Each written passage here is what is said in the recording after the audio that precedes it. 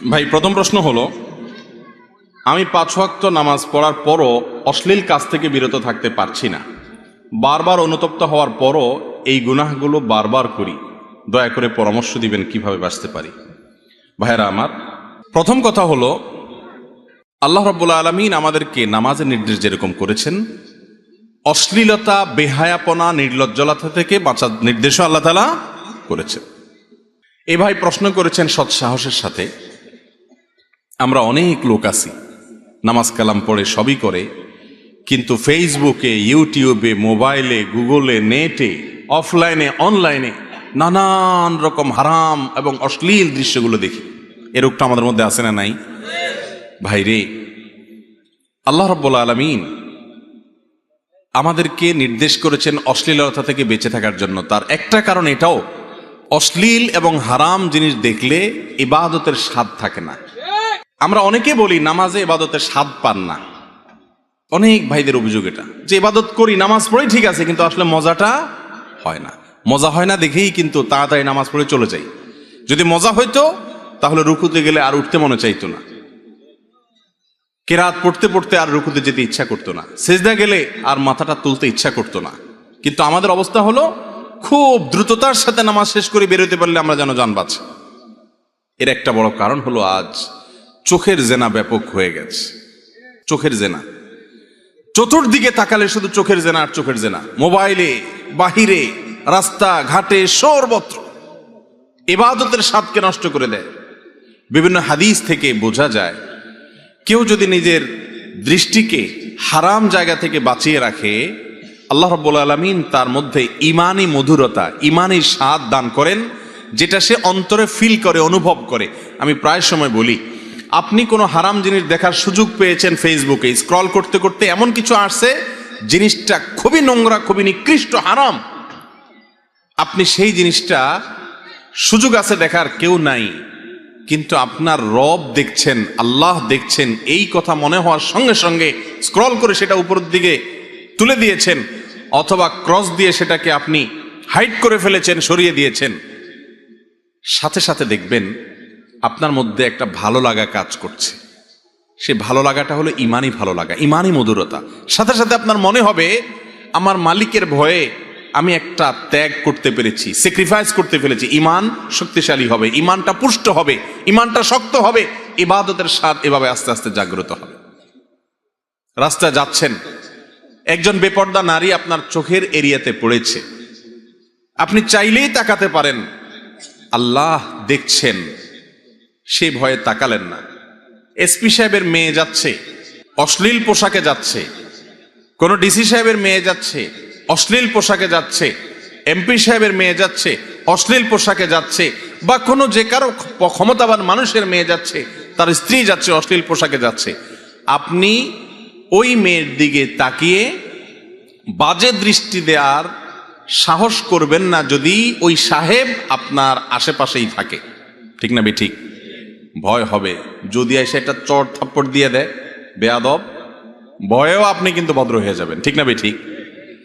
তো আপনি যখন অন্য মেয়ের দিকে তাকাচ্ছেন, এসপি সাহেব, ডিসি সাহেব, এমপি সাহেবের দেখতে ভুল হতে পারে, কিন্তু আমার মালিকের দেখায় কোনো ভুল হতে, মালিক দেখছেন কি দেখেন না? ও ভাইরা আমার, এই একটা গুনাহ, এই একটা পাপ আজ এমন হয়ে গেছে, এটা থেকে আমরা কেউ বাঁচতে পারছি না, কেউ না। নামাজি, বেনামাজি, হুজুর আর গায়রে হুজুর, কোনো মানুষ বাঁচতে পারে না, এমন একটা অবস্থা। শয়তান আমাদের ঈমান হরণ করার জন্য, ঈমানের স্বাদ, ইবাদতের স্বাদ ধ্বংস করে দেওয়ার জন্য চোখের জেনাকে এমন ব্যাপক করে দিয়েছে যে চোখের জেনা সকাল থেকে রাত পর্যন্ত কয়েকশো বার পর্যন্ত হতে থাকে। ঠিক না ঠিক? ভাইরা আমার, বিশেষ করে যুবক ভাইদেরকে বলবো, আপনাদেরকে ধ্বংসের জন্য শয়তানের সবচেয়ে বড় অস্ত্র এটা, এর চেয়ে বড় কোনো অস্ত্র আর নাই। যুবকদেরকে শিকার করবার জন্য শয়তানের সবচেয়ে বড় আধার নারী। নবী করিম সাল্লাল্লাহু আলাইহি সাল্লাম বলেছেন, আমি চলে যাচ্ছি, তোমাদের মাঝে এমন একটা ফিতনা রেখে যাচ্ছি, এমন একটা তোমাদের জন্য বিভ্রান্তিকর, ধোঁয়াশাপূর্ণ বিষয়, এমন একটি বিষয় তোমাদের মাঝে রেখে যাচ্ছি, যেই জিনিসটাতে পেছনে পড়ে বা ভুলভাবে সেটার ব্যবহার করতে গিয়ে বহু মানুষ ধ্বংস হয়ে যাবে। কত ভালো ছেলে, ভদ্র ছেলে, মা বাবার অবাধ্য হয়ে মা বাবার চোখের পানিতে বুক ভাসিয়ে বিপথে চলে গেছে এই চোখের জেনা করতে করতে কোনো মেয়ের পিছে পড়ার কারণে। ঠিক না বেঠিক? কত এমনকি নামাজি কালামি মানুষ আমাদের কাছে, অনেক মায়েরা অনেক বোনেরা এসে চোখের পানি ফেলে অভিযোগ করে, হুজুর ছেলেটাকে খুব নামাজি দেখে বিয়ে করছি, দাড়িও আছে, সবই আছে, কিন্তু এই অশ্লীলতার জোয়ারে সে গা ভাসায়, নির্জনে হারাম জিনিস দেখে, যার কারণে সংসারে শান্তি নেই। আজ সংসারগুলো সব ভেঙে খান খান হয়ে যাচ্ছে। ঠিক না বেঠিক? প্রতিদিন অনেক বছর আগের পত্রিকার রিপোর্ট, অনেক দিন আগের পত্রিকার রিপোর্ট, 39টি করে ঢাকা শহরে শুধু বিবাহ ভাঙে। এখন সেটা কোথায় গিয়ে দাঁড়াইছে আল্লাহ জানে। ঠিক না বেঠিক? কেন? এর অন্যতম প্রধান কারণ হলো এই চোখের গুনাহ। সেকুলার সমাজ ব্যবস্থা আপনাকে বলবে সব ওপেন থাকবে, তবে নিজেকে নিয়ন্ত্রণ করো। ঠিক না বেঠিক? সাইনবোর্ডে বিজ্ঞাপন হবে সাবানের, সাবানের জন্য জায়গা থাকবে 4-5 ইঞ্চি, আর 5 হাত 10 হাত পর্যন্ত বিশাল বড় করে মহিলাকে উপস্থাপন করা হবে। কেন? যাতে করে মানুষ ওই হারাম জিনিস দেখে এবং এর মাধ্যমে সাবানটা দেখে। সাবানকে দেখানো উদ্দেশ্য ঠিক আছে, কিন্তু ব্যবহার করা হচ্ছে নারীকে। নারীকে মর্যাদা দেয়া হলো না অপমান করা হলো? ভাইরা আমার, সর্বত্র এভাবে নারীকে পণ্যায়ন করছে। এমন ভাবে সিনেমাতে, নাটকে উপস্থাপন করা হবে যেটা দেখে কোনো পুরুষ নিজেকে ঠিক রাখা কঠিন হবে। এরপর আবার বলা হবে যে সবকিছুই উন্মুক্ত থাকবে, স্বাধীনতার নাম দিয়ে সবাই অপকর্ম করবে, সমাজ অস্থিতিশীল হওয়ার মতো সবকিছু খোলা থাকবে, কিন্তু খবরদার কেউ কাউকে বলপূর্বক কারোর গায়ে হাত দিতে পারবে না। ঠিক আছে, বলপূর্বক হাত দিতে পারবে না, কিন্তু আপনি যদি উস্কে দেন, আপনি যদি বিপদগামী হওয়ার জন্য তাকে সহজ করে দেন, ঠেলে দেন সেদিকে, এরপরে বলেন যে সেখানে যাওয়া যাবে না বা সেটা করা যাবে না, তাহলে এটা দ্বিমুখিতা, দ্বিচারিতা। এটা কোনোদিন সম্ভব নয়। পশ্চিমা দেশগুলোতে চলে যান, ইউরোপ আমেরিকাতে চলে যান, আমেরিকার মতো দেশে যে পরিমাণ নারী নিগ্রহের শিকার হয়, বাংলাদেশে এত নারী নিগ্রহের শিকার হয় না। তারা তো অনেক ভদ্র আমাদের চাইতে, অনেক সভ্য, তারা তো অনেক শিক্ষিত, অনেক উন্নত, তারপরও পারছে না। এর কারণ কি? এর অন্যতম কারণ হলো ওই যে আল্লাহর বাতানা পদ্ধতিতে হাঁটে নাই, নিজেদের মন গড়া পদ্ধতিতে হেঁটেছে। কয়েক সেকেন্ডের জন্য যদি লোডশেডিং হয় তাহলে আর রক্ষা নাই মেয়েদের। ভাইয়ের আমার, ইসলাম বলে ওয়ালা তাকরাবুজ জিনা, লা তাকরাবুজ জিনা, জেনার কাছেও যেও না, আগে থেকে বাদ দেয় ইসলাম। আর সেকুলার সমাজ ব্যবস্থা বলে সব খুলে দাও, এরপরে নিয়ন্ত্রণ করতে বলো। এটা কোনোদিনই সম্ভব হবে না। আল্লাহ তাআলা আমাদেরকে আমাদের চোখের গুনাহ থেকে বেঁচে থাকার তৌফিক দান করুন। এই যুগে এটা মহামারীর মতো হয়ে গেছে, ডায়রিয়ার মতো হয়ে গেছে। ডায়রিয়ার রোগী যখন সিরিয়াস পর্যায়ে চলে যায়, আইসিডিডিআরবিতে ভর্তি করা লাগে মহাখালী কলেরা হাসপাতালে, তখন দেখা যায় যে এমন ডাইরেক্ট হয়ে যায়, থামানোর মতো কন্ট্রোলিং পাওয়ার আর তার থাকে না। চোখের জেনা আজকে এরকম হয়ে গেছে, ফেল ফেল করে তাকায় থাকে, জানে গুনাহ, আবার নামাজও পড়ে হয়তো, কিন্তু নিজেকে বাঁচাতে পারে না, কারণ চতুর্পাশে এই ফিতনা দিয়ে শয়তান সাজিয়ে ফেলেছে। আমাদের মা বোনদেরকে ইসলাম এত মর্যাদা দিয়েছে, এত সম্মান দিয়েছে, মুসলিম নারীকে দেখে বাজে চিন্তা করবে কোন পুরুষ, কোন যুবক, এই সুযোগ ইসলাম রাখে নাই। এই জন্যই পর্দার বিধান দিয়েছে। এটাতে নারীর অধিকার নষ্ট হয় না, বরং নারীকে সম্মানিত করা হয়। আর যদি নারী পর্দার বাইরে থাকে, তাকে নিয়ে বাজে চিন্তা করার সুযোগ মানুষ পাবে, এটাতে নারীর অসম্মান হবে, নারীর অপমান হবে।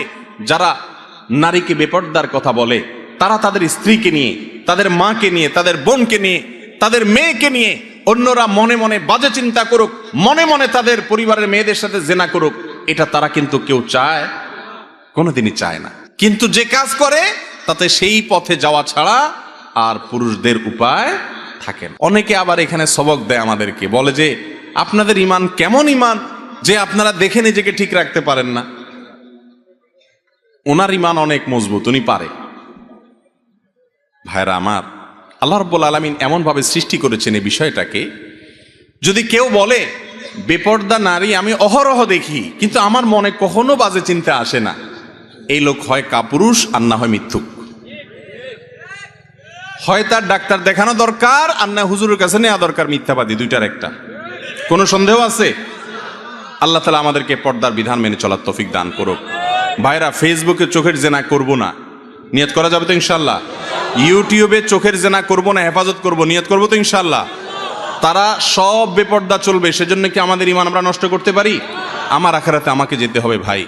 কিয়ামতের দিন যদি বলেন আল্লাহ সব বেপর্দা হয়ে গেছে, বিজ্ঞাপনের বিলবোর্ডে, রাস্তাঘাটে, স্কুল কলেজে, সব জায়গায় নারীকে উন্মুক্তভাবে উপস্থাপন করা হয়েছে, সেজন্য আমি ঠিক থাকতে পারি নাই, এটা বললে সেদিন রক্ষা হবে না। জান্নাত তো আল্লাহ সেজন্যই দিবেন যে পরিবেশটা সব খারাপ হবে, এরপর আপনি আপনাকে বাঁচানোর চেষ্টা করবেন।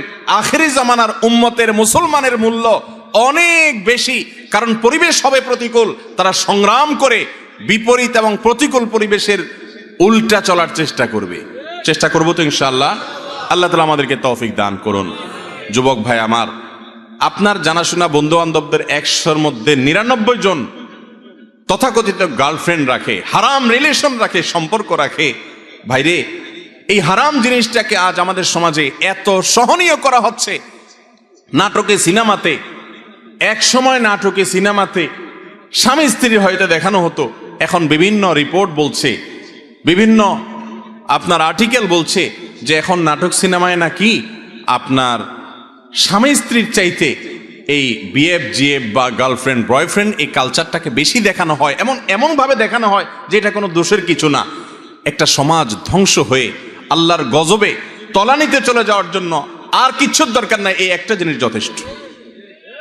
সবাই বেঁচে থাকার চেষ্টা করবো তো ইনশাল্লাহ? আমাদের মা বোনরা পর্দার মধ্যে থাকবে, কে কে রাজি আছেন হাত তোলেন। আমাদের সকল মা বোন, আমাদের পরিবারের সমস্ত মেয়েদেরকে আমরা পর্দা বোঝাবো। আল্লাহ তাআলা আমাদের সবার নিয়তকে কবুল করবো না, আমিন। আরেকটা নিয়ত আছে, থামেন। মা বোনদের পর্দা করার জন্য আলহামদুলিল্লাহ সবাই রাজি আছে। চোখের জেনা থেকে বাঁচবেন, হারাম জায়গায় চোখ দিবেন না, যদি নজরে পড়ে যায় মাপ চেয়ে আবার ফেরত আসবেন, এ নিয়ত করবেন তো ইনশাআল্লাহ? আল্লাহ আমাদের সবাইকে দান করুন তৌফিক।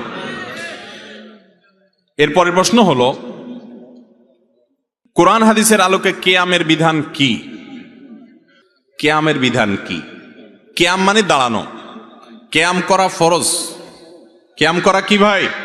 ফরজ। কিয়াম না করলে ফরজ তরক হয়ে যাবে। আল্লাহ তাআলা বলেছেন ওয়াকুমু লিল্লাহি কানিতিন, তোমরা আল্লাহর আনুগত্য করতে গিয়ে, আল্লাহর হুকুম মানতে গিয়ে দাঁড়িয়ে যাও, কিয়াম করো। কে নির্দেশ করেছে?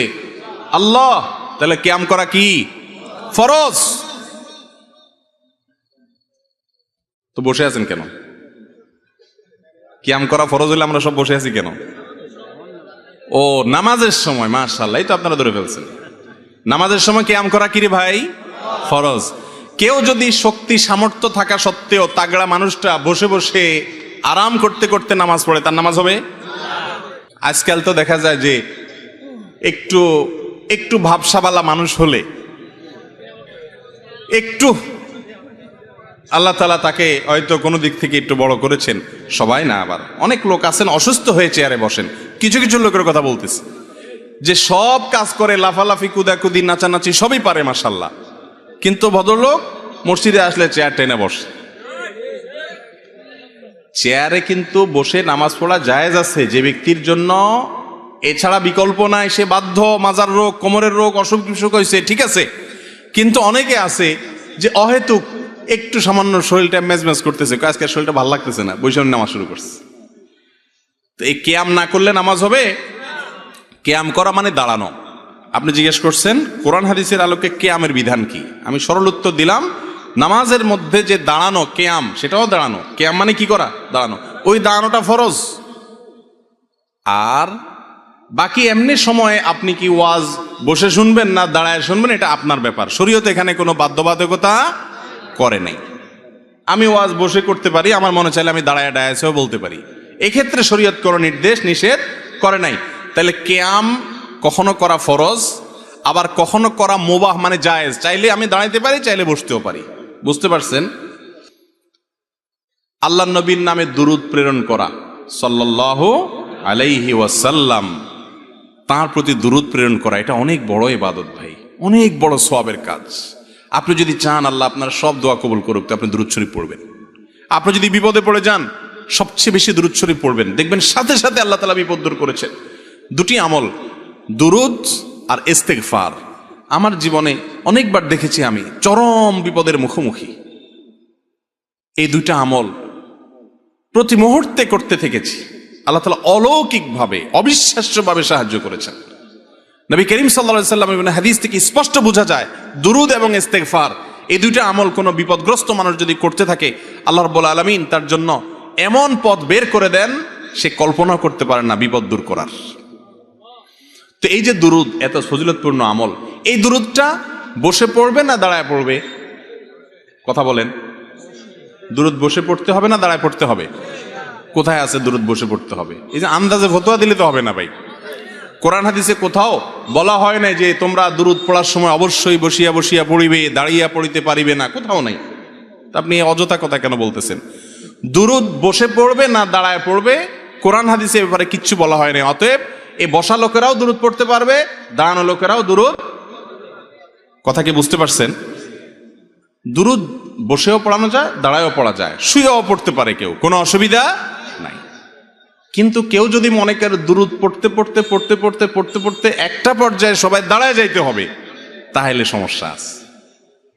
কারণ আপনি দুরূদ পড়তে পড়তে যে হঠাৎ দাঁড়ায় গেলেন, ভাই আমার, আপনাকে কি আল্লাহ রাসূল সাল্লাল্লাহু আলাইহি সাল্লাম দুরূদ পড়ার ব্যাপারে বলেছেন? এই কথা কোরআন হাদিসে কোথাও আছে যে তোমরা যখন দুরূদ পড়বা আমার প্রতি, পড়তে পড়তে পড়তে পড়তে একটা পর্যায়ে আমার সম্মানে তোমরা দাঁড়ায় যাইতে হবে? এরকম কথা যদি আমার নবীজি বলে থাকেন, অবশ্যই দাঁড়াইতে হবে। কোরআনে যদি বলে থাকে, অবশ্যই করতে হবে। আর যদি কোরআন হাদিস না বলে, তা আপনি বসা আলাদেরকে বলবেন ভাই দুরূদ পড়তেছেন, দাঁড়ায় যান। অথবা দাঁড়ানোদেরকে আমি যদি বলি ভাই আপনারা দাঁড়ায় দাঁড়ায় দুরূদ পড়তেছেন কেন, বসে যান। এই দুইটার কোনোটাই করার অধিকার আমার আছে নাই। আমাদের যেসব ভাইয়েরা দুরূদ পড়তে পড়তে হঠাৎ দাঁড়ায় যায়, ওনারা কিন্তু নবীজির সম্মানার্থেই দাঁড়ায়, ঠিক না ঠিক? নবী করিম সাল্লাল্লাহু আলাইহি ওয়াসাল্লামের প্রতি সম্মান ভালোবাসার জন্য দাঁড়ায় না? কিন্তু ভাইরে, নবীর প্রতি ভালোবাসা প্রকাশের পদ্ধতিটাও হইতে হবে নবীর বাতানো। নিজের মন গড়া পদ্ধতি যদি বাহির করি ইবাদতের, তাহলে সেটা নবীজি সতর্ক করেছেন বিদআত করতে। ভাইরা আমার, যারা কিয়াম করেন, মিলাদ পড়তে পড়তে দাঁড়ায়া কিয়াম করেন, তাদের প্রতি আমাদের অনুরোধ, রাগ করার কিছু নাই ভাই। আমি আপনার মুসলমান ভাই, আমি চাই আপনি আমার সাথে জান্নাতে যান, আমি আপনার সাথে জান্নাতে যেতে পারি। আমি আপনার ভালোর জন্য বলছি। আপনি যে সমস্ত আলিমরা আপনাকে বলেন কিয়াম করার জন্য, ওনাদেরকে অনুরোধ করেন যে হুজুর, কোরআন হাদিসে কোথাও আল্লাহ নবী সাল্লাল্লাহু আলাইহি সাল্লাম কি দুরূদ পড়তে পড়তে দাঁড়ায় যেতে বলেছেন কিনা, যদি বলে থাকেন সেটা কোথায় আছে আপনি দেখান, আমিও একই আমল করবো ইনশাআল্লাহ। আর যদি না থাকে, তাহলে সেক্ষেত্রে নিজের মন গড়া যদি আমি ইবাদতের পদ্ধতি বানায় নিই, তাহলে বেদাত হবে, আর বেদাতের ঠিকানা হবে জাহান্নাম ভাই। আচ্ছা, আমরা নামাজের মধ্যে দুরূদ কি আপনাদের এলাকায় বসে পড়েন না দাঁড়ায় পড়েন? নামাজের মধ্যে শেষ বৈঠকে দুরূদ পড়েন না আপনারা? এই দুরূদটা কি বসে পড়েন না দাঁড়ায় পড়েন? এই দুরূদের চেয়ে শ্রেষ্ঠ কোনো দুরূদ নাই। সাহাবীরা দুরূদ শিখতে চাইছেন, নবী করিম সাল্লাল্লাহু আলাইহি ওয়াসাল্লাম দুরূদ ইব্রাহিম শিখাইছেন। দুরূদ পড়তে পড়তে যদি দাঁড়ায় যাওয়া লাগতো, তাহলে সাহাবীরা, রাসূল আকরাম সাল্লাল্লাহু আলাইহি ওয়াসাল্লাম, এমনকি আমরাও নামাজের মধ্যে দুরূদ পড়তে পড়তে দাঁড়ায় যেতাম, ঠিক না ভাই? ঠিক। নামাজের চাইতে গুরুত্বপূর্ণ কোনো অবস্থা মানুষের হতে পারে? সেই জায়গায় দুরূদ পড়তে পড়তে যদি দাঁড়ানো না লাগে, তা নামাজের বাইরে কেন দাঁড়ানো লাগবে ভাই? কথা কি বুঝছেন না বুঝেন নাই? দুরূদ যদি বসে পড়লে বেয়াদবি হইতো, তো আল্লাহ তাআলা বসে নামাজে দুরূদ দিতেন না, বলতেন দাঁড়ায়া সূরা ফাতিহার সময় দুরূদ পড়ার কথা, ঠিক না ভাই? ঠিক। অথবা বসে আছেন, আত্তাহিয়াতু পড়ছেন, দুরূদের সময় দাঁড়ায় যান। আল্লাহ তাআলা কি এরকম করে নির্দেশ দিয়েছেন? তাহলে আপনি নামাজের বাইরে কেন এটাকে জরুরি মনে করতেছেন? আমার কথা কি বুঝতে পারছেন? আল্লাহ তাআলা আমাদেরকে বুঝার তৌফিক দান করুন।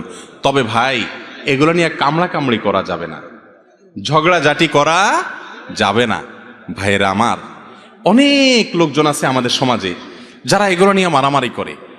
যদি কেউ কিয়াম করে, আমার কোনো ভাই করুক, তার সাথে ঝগড়াঝাটি বা গন্ডগোলে যাবেন না। এই গন্ডগোল করার কোনো অনুমতি ইসলাম আমাদেরকে দেয় নাই। আপনি না করাটাকে মনে করতেছেন সুন্নাহ সম্মত, আপনি করবেন না, কিন্তু কোনো ভাইয়ের সাথে ভেজালে যাবেন না। এলাকাতে আজ মুসলমানদেরকে শয়তান অনেক রকম ভেজালের মধ্যে লাগাই দিস। আমি মাসআলাটা চেষ্টা করছি কোরআন হাদিসের আলোকে আমার দৃষ্টিভঙ্গি তুলে ধরার। যদি আমারটা ভুল হয়, তাহলে আরেকজন তারটা তুলে ধরবেন, মানুষ সঠিকটা গ্রহণ করবে। কেউ যদি কোনো আলেমের মাসআলা ফতোয়া শুনে আমল করে না, তিনি ভুলও করেন, তার বুঝে মনে হয়েছে এটা সঠিক, তারপরে দেখা গেছে ভুল, ইনশাআল্লাহ আল্লাহর কাছে মুক্তি পেয়ে যাবে, নাজাত হয়ে যাবে, তো আপনি ঝগড়া করে লাভ কি? বুঝতে পারছেন কথা? আল্লাহ তাআলা আমাদেরকে আমল করার তৌফিক দান করুন। এরপরে প্রশ্ন হলো, চরিত্র রক্ষার্থে মা বাবার অনুমতি ছাড়া বিবাহ করা জায়েজ হবে কি? এটা অনেক দীর্ঘ আলোচনা সাপেক্ষ বিষয় ভাই, বিশেষ করে যুবকদের জন্য এই প্রশ্নটা আজকাল অনেক বেশি। তো মা বাবাকে সম্মত করে করাতে পারলে সেটা নিরাপদ, কিন্তু প্রাপ্তবয়স্ক ছেলে যদি নিজে নিজে বিবাহ করেন মা বাবাকে না জানিয়ে, শরীয়তের মাসআলা অনুযায়ী বিবাহ হয়ে যাবে, মাসআলা অনুযায়ী বিবাহ হয়ে যাবে, কিন্তু মনে রাখবেন বয়সের ভ্রম বলতে একটা জিনিস আছে, এটা যে না হয় খেয়াল রাখতে হবে। আল্লাহ তাআলা আমাদেরকে হারাম থেকে বেঁচে থাকার তৌফিক দান করুন। এরপরে প্রশ্ন হলো, অনেক আলেমই জনসাধারণের সামনে আকীদার মতো গুরুত্বপূর্ণ বিষয়ে ফতোয়া প্রদান করে থাকেন, অথচ তিনি মুফতি নন। আমার জানার বিষয় হচ্ছে ইসলামে ফতোয়ার গুরুত্ব কতটুকু? ভাইরা আমার, সাধারণ মানুষের সামনে ফতোয়া বা মাসআলা বা আকীদা ঈমান সংক্রান্ত বিষয় বলা যাবে না এমন কোনো কথা নাই, তাহলে কার সামনে বলবে আর? কিন্তু হাইপোথেটিক্যাল, উচ্চমার্গীয়, খুব বেশি ক্রিটিক্যাল বিষয় আসে যদি সাধারণ মানুষের কাছে তুলে ধরা হয়, যেটা হয়তো অনেকে বুঝতে পারবেন না, তাহলে সেটা কোনো আলেমের জন্য করা উচিত না। সহিহ মুসলিমের মুকাদ্দমে একটা হাদিস আছে, কাল্লিমিন নাস বিকদরি উকুলিহিম, মানুষ যতটুকু বুঝতে পারবে ততটুকু বলো। আমি একবার হিসনুল মুসলিম একটা দোয়ার বই আছে, জানেন আপনারা? গোটা পৃথিবীতে দোয়ার বইয়ের মধ্যে সমকালীন যুগের সবচেয়ে সমাদৃত বই এটা, হিসনুল মুসলিম। পকেট সাইজ আছে, বিভিন্ন সাইজের আছে, বাংলা অনুবাদ হয়েছে আলহামদুলিল্লাহ। এই বইটার যিনি লেখক ছিলেন অনেক বড় মাপের একজন মুখলেস মুত্তাকি মানুষ ছিলেন, সৌদি আরবের, মারা গেছেন বেশ কয়েক বছর হয়েছে। ওনার সাথে বেশ কয়েক দফা ওনার সোহবতের সান্নিধ্যে থাকার সুযোগ হয়েছে আমার। সৌদি আরবের ওলামাদের মধ্যে এরকম মুখলেস, এরকম মুত্তাকি আলেম আমি খুব কম দেখেছি। অনেক ওলামাদের সাথে মেশার সুযোগ হয়েছে। কে কতটা মুখলেস আর মুত্তাকি আল্লাহ ভালো জানেন, বাকি আমার আকীদা, আমার বিশ্বাস, আমার ধারণা, যেটি অনেক উঁচু মাপের মুত্তাকি ছিলেন, অনেকগুলো কাজকর্ম দ্বারা জানলাম, বুঝলাম, অনুমান করলাম। তো আমি তাকে একবার প্রশ্ন করলাম, আমাদের অফিসে আসছিলেন সৌদি আরবে, বললাম যে শেখ, এই হাদিসটা আমি মানুষের সামনে বলার পর মানুষ সেটা ভুল বুঝছে এবং ব্যাপক প্রতিক্রিয়া আসতেছে যে হাদিস এটা কিভাবে হতে পারে, এখন এটার ব্যাখ্যা কি দেব? ব্যাখ্যা তো অনেক আছে, কোন ব্যাখ্যাটা আমি দেব বা আপনি কোনটাকে প্রেফার করবেন? তিনি আমাকে সাথে সাথে ধমক দিয়ে বললেন, যেটা তুমি যাদের সামনে বলছো তারা বুঝবে না, ভুল বুঝবে, তাদের সাথে তুমি কেন বলতে গেলা? এটা তো হাদিসে নিষেধ আছে যে মানুষ যে জিনিসটা বুঝবে না তাকে সেখানে সে কথাটা বলবা না। অতএব ওলামায়ে কেরামের ভিতরে সেই মাত্রা জ্ঞানটা থাকতে হবে, সেই এতটুকু মানুষের বিবেচনা শক্তি, একজন আলেমের বিবেচনা শক্তি এতটুকু থাকতে হবে যে কোথায় কোনটা বলবো, কোথায় কোনটা বলবো না। বললাম আর ভেজাল লাগাই দিয়ে চলে গেলাম, এটা কিন্তু কোনো আলেমের দায়িত্ব হতে পারে না। আল্লাহ তাআলা আমাকে সহ সমস্ত যারা ইসলামের কথা বলেন, কোরআন হাদিসের কথা বলেন, তোলাবা ওলামা, আল্লাহ তাআলা সবাইকে, আমাদের সমাজ যেন শান্তশিষ্টভাবে চলে, অস্থিরতা না হয়, বিশৃঙ্খলা না হয়, ভুল বুঝাবুঝি তৈরি না হয়, এরকম ভাবে ইসলামের দাওয়াতের কাজ করার তৌফিক দান করুন। এরপরে প্রশ্ন হলো, দাড়ি পড়ে গেলে পড়া দাড়িগুলো কি করবেন? যদি দাড়ি ঝরে পড়ে যায় বা চুল ঝরে পড়ে যায়, যদি আপনার সুযোগ থাকে এগুলো একত্র করে এমন কোনো জায়গায় ফেলা, ধরেন এমন একটা মাটিতে ফেললেন যেখানে কবরস্থান বা কিছু আছে, আস্তে আস্তে এটা মাটির সাথে মিশে যাবে, তাহলে সেটা উত্তম। এমন কোনো জায়গায় ইচ্ছাকৃতভাবে মানুষের শরীরের কোনো অংশ, এই যে আমরা নখ কাটি, গোপ কাটি, এগুলো এমন কোনো জায়গায় ফেলা উচিত না, অনুত্তম। যেখানে ফেললে অসম্মান হবে, ধরেন ময়লার মধ্যে ফেলে দিলেন, টয়লেটের প্যানের মধ্যে ফেলে দিলেন, ময়লার সাথে চলে গেল। এটা আল্লাহ তাআলা মানুষের শরীরকে সম্মানিত করেছেন, ওয়ালাকাদ কাররামনা বানি আদম, আল্লাহ আদম সন্তানকে সম্মানিত করেছেন। মানুষের শরীরের অপমানকর ভাবে ব্যবহার করা বা এটার অপমান হয়, এরকম কাজ করা উচিত না, অনুত্তম কাজ। কিন্তু যদি কেউ টয়লেটে ফেলে দেন, তাতে কোনো কবিরা গুনাহ হবে না, মহাপাপ হবে না, বড় কোনো অপরাধ হবে না। ব্যাপারটা কি বুঝতে পারছেন? জাস্ট উত্তম অনুত্তম, ভালো আর মন্দ, তরকারিতে লবণটা ঠিকঠাক মতো হলে ভালো, একটু এদিক সেদিক হলেও পেট ভরে যাবে, কোনো অসুবিধা হবে না বড় কোনো। ঠিক একইভাবে এই চুল বা দাড়ি যদি পড়ে যায়, যেখানে সেখানে ফেলে দিলেন, এতে বড় কোনো অসুবিধা নাই। কিন্তু একজন মুসলমান সবকিছু, তরকারিটা যেরকম চান যে সব ঠিকঠাক মতো হোক, মাশাআল্লাহ, আমলটাও ঠিকঠাক মতো হোক, এটা যদি চান তাহলে এগুলোকে পড়ে গেলে এমন কোনো জায়গায় ফেলেন মাটিতে, অথবা মাটির নিচে দিয়ে একটা চাকা দিয়ে চাপা দিয়ে দেন, এটা হলো উত্তম। কথা কি বুঝাতে পারছি? এরপরে প্রশ্ন হলো, ভাঙা আয়নায় মুখ দেখা এবং ভাঙা প্লেটে খাবার খেলে কি হয়? ভাঙা আয়নায় মুখ দেখলে আর ভাঙা প্লেটে খেলে কি হয়? উত্তর হলো, ভাঙা আয়নায় মুখ দেখলে দেখতে একটু অসুবিধা হয়। ভাঙা প্লেটে ভাত খেলে, কোনো কিছু খেলে, ওই প্লেটের যেহেতু ভাঙা, এজন্য ওই খাঁজে ভাঁজে জীবাণু ময়লা লেগে থাকতে পারে, সেজন্য এটাতে খেতে অনেক সময় অরুচি হয়। উত্তর পাইছেন তো?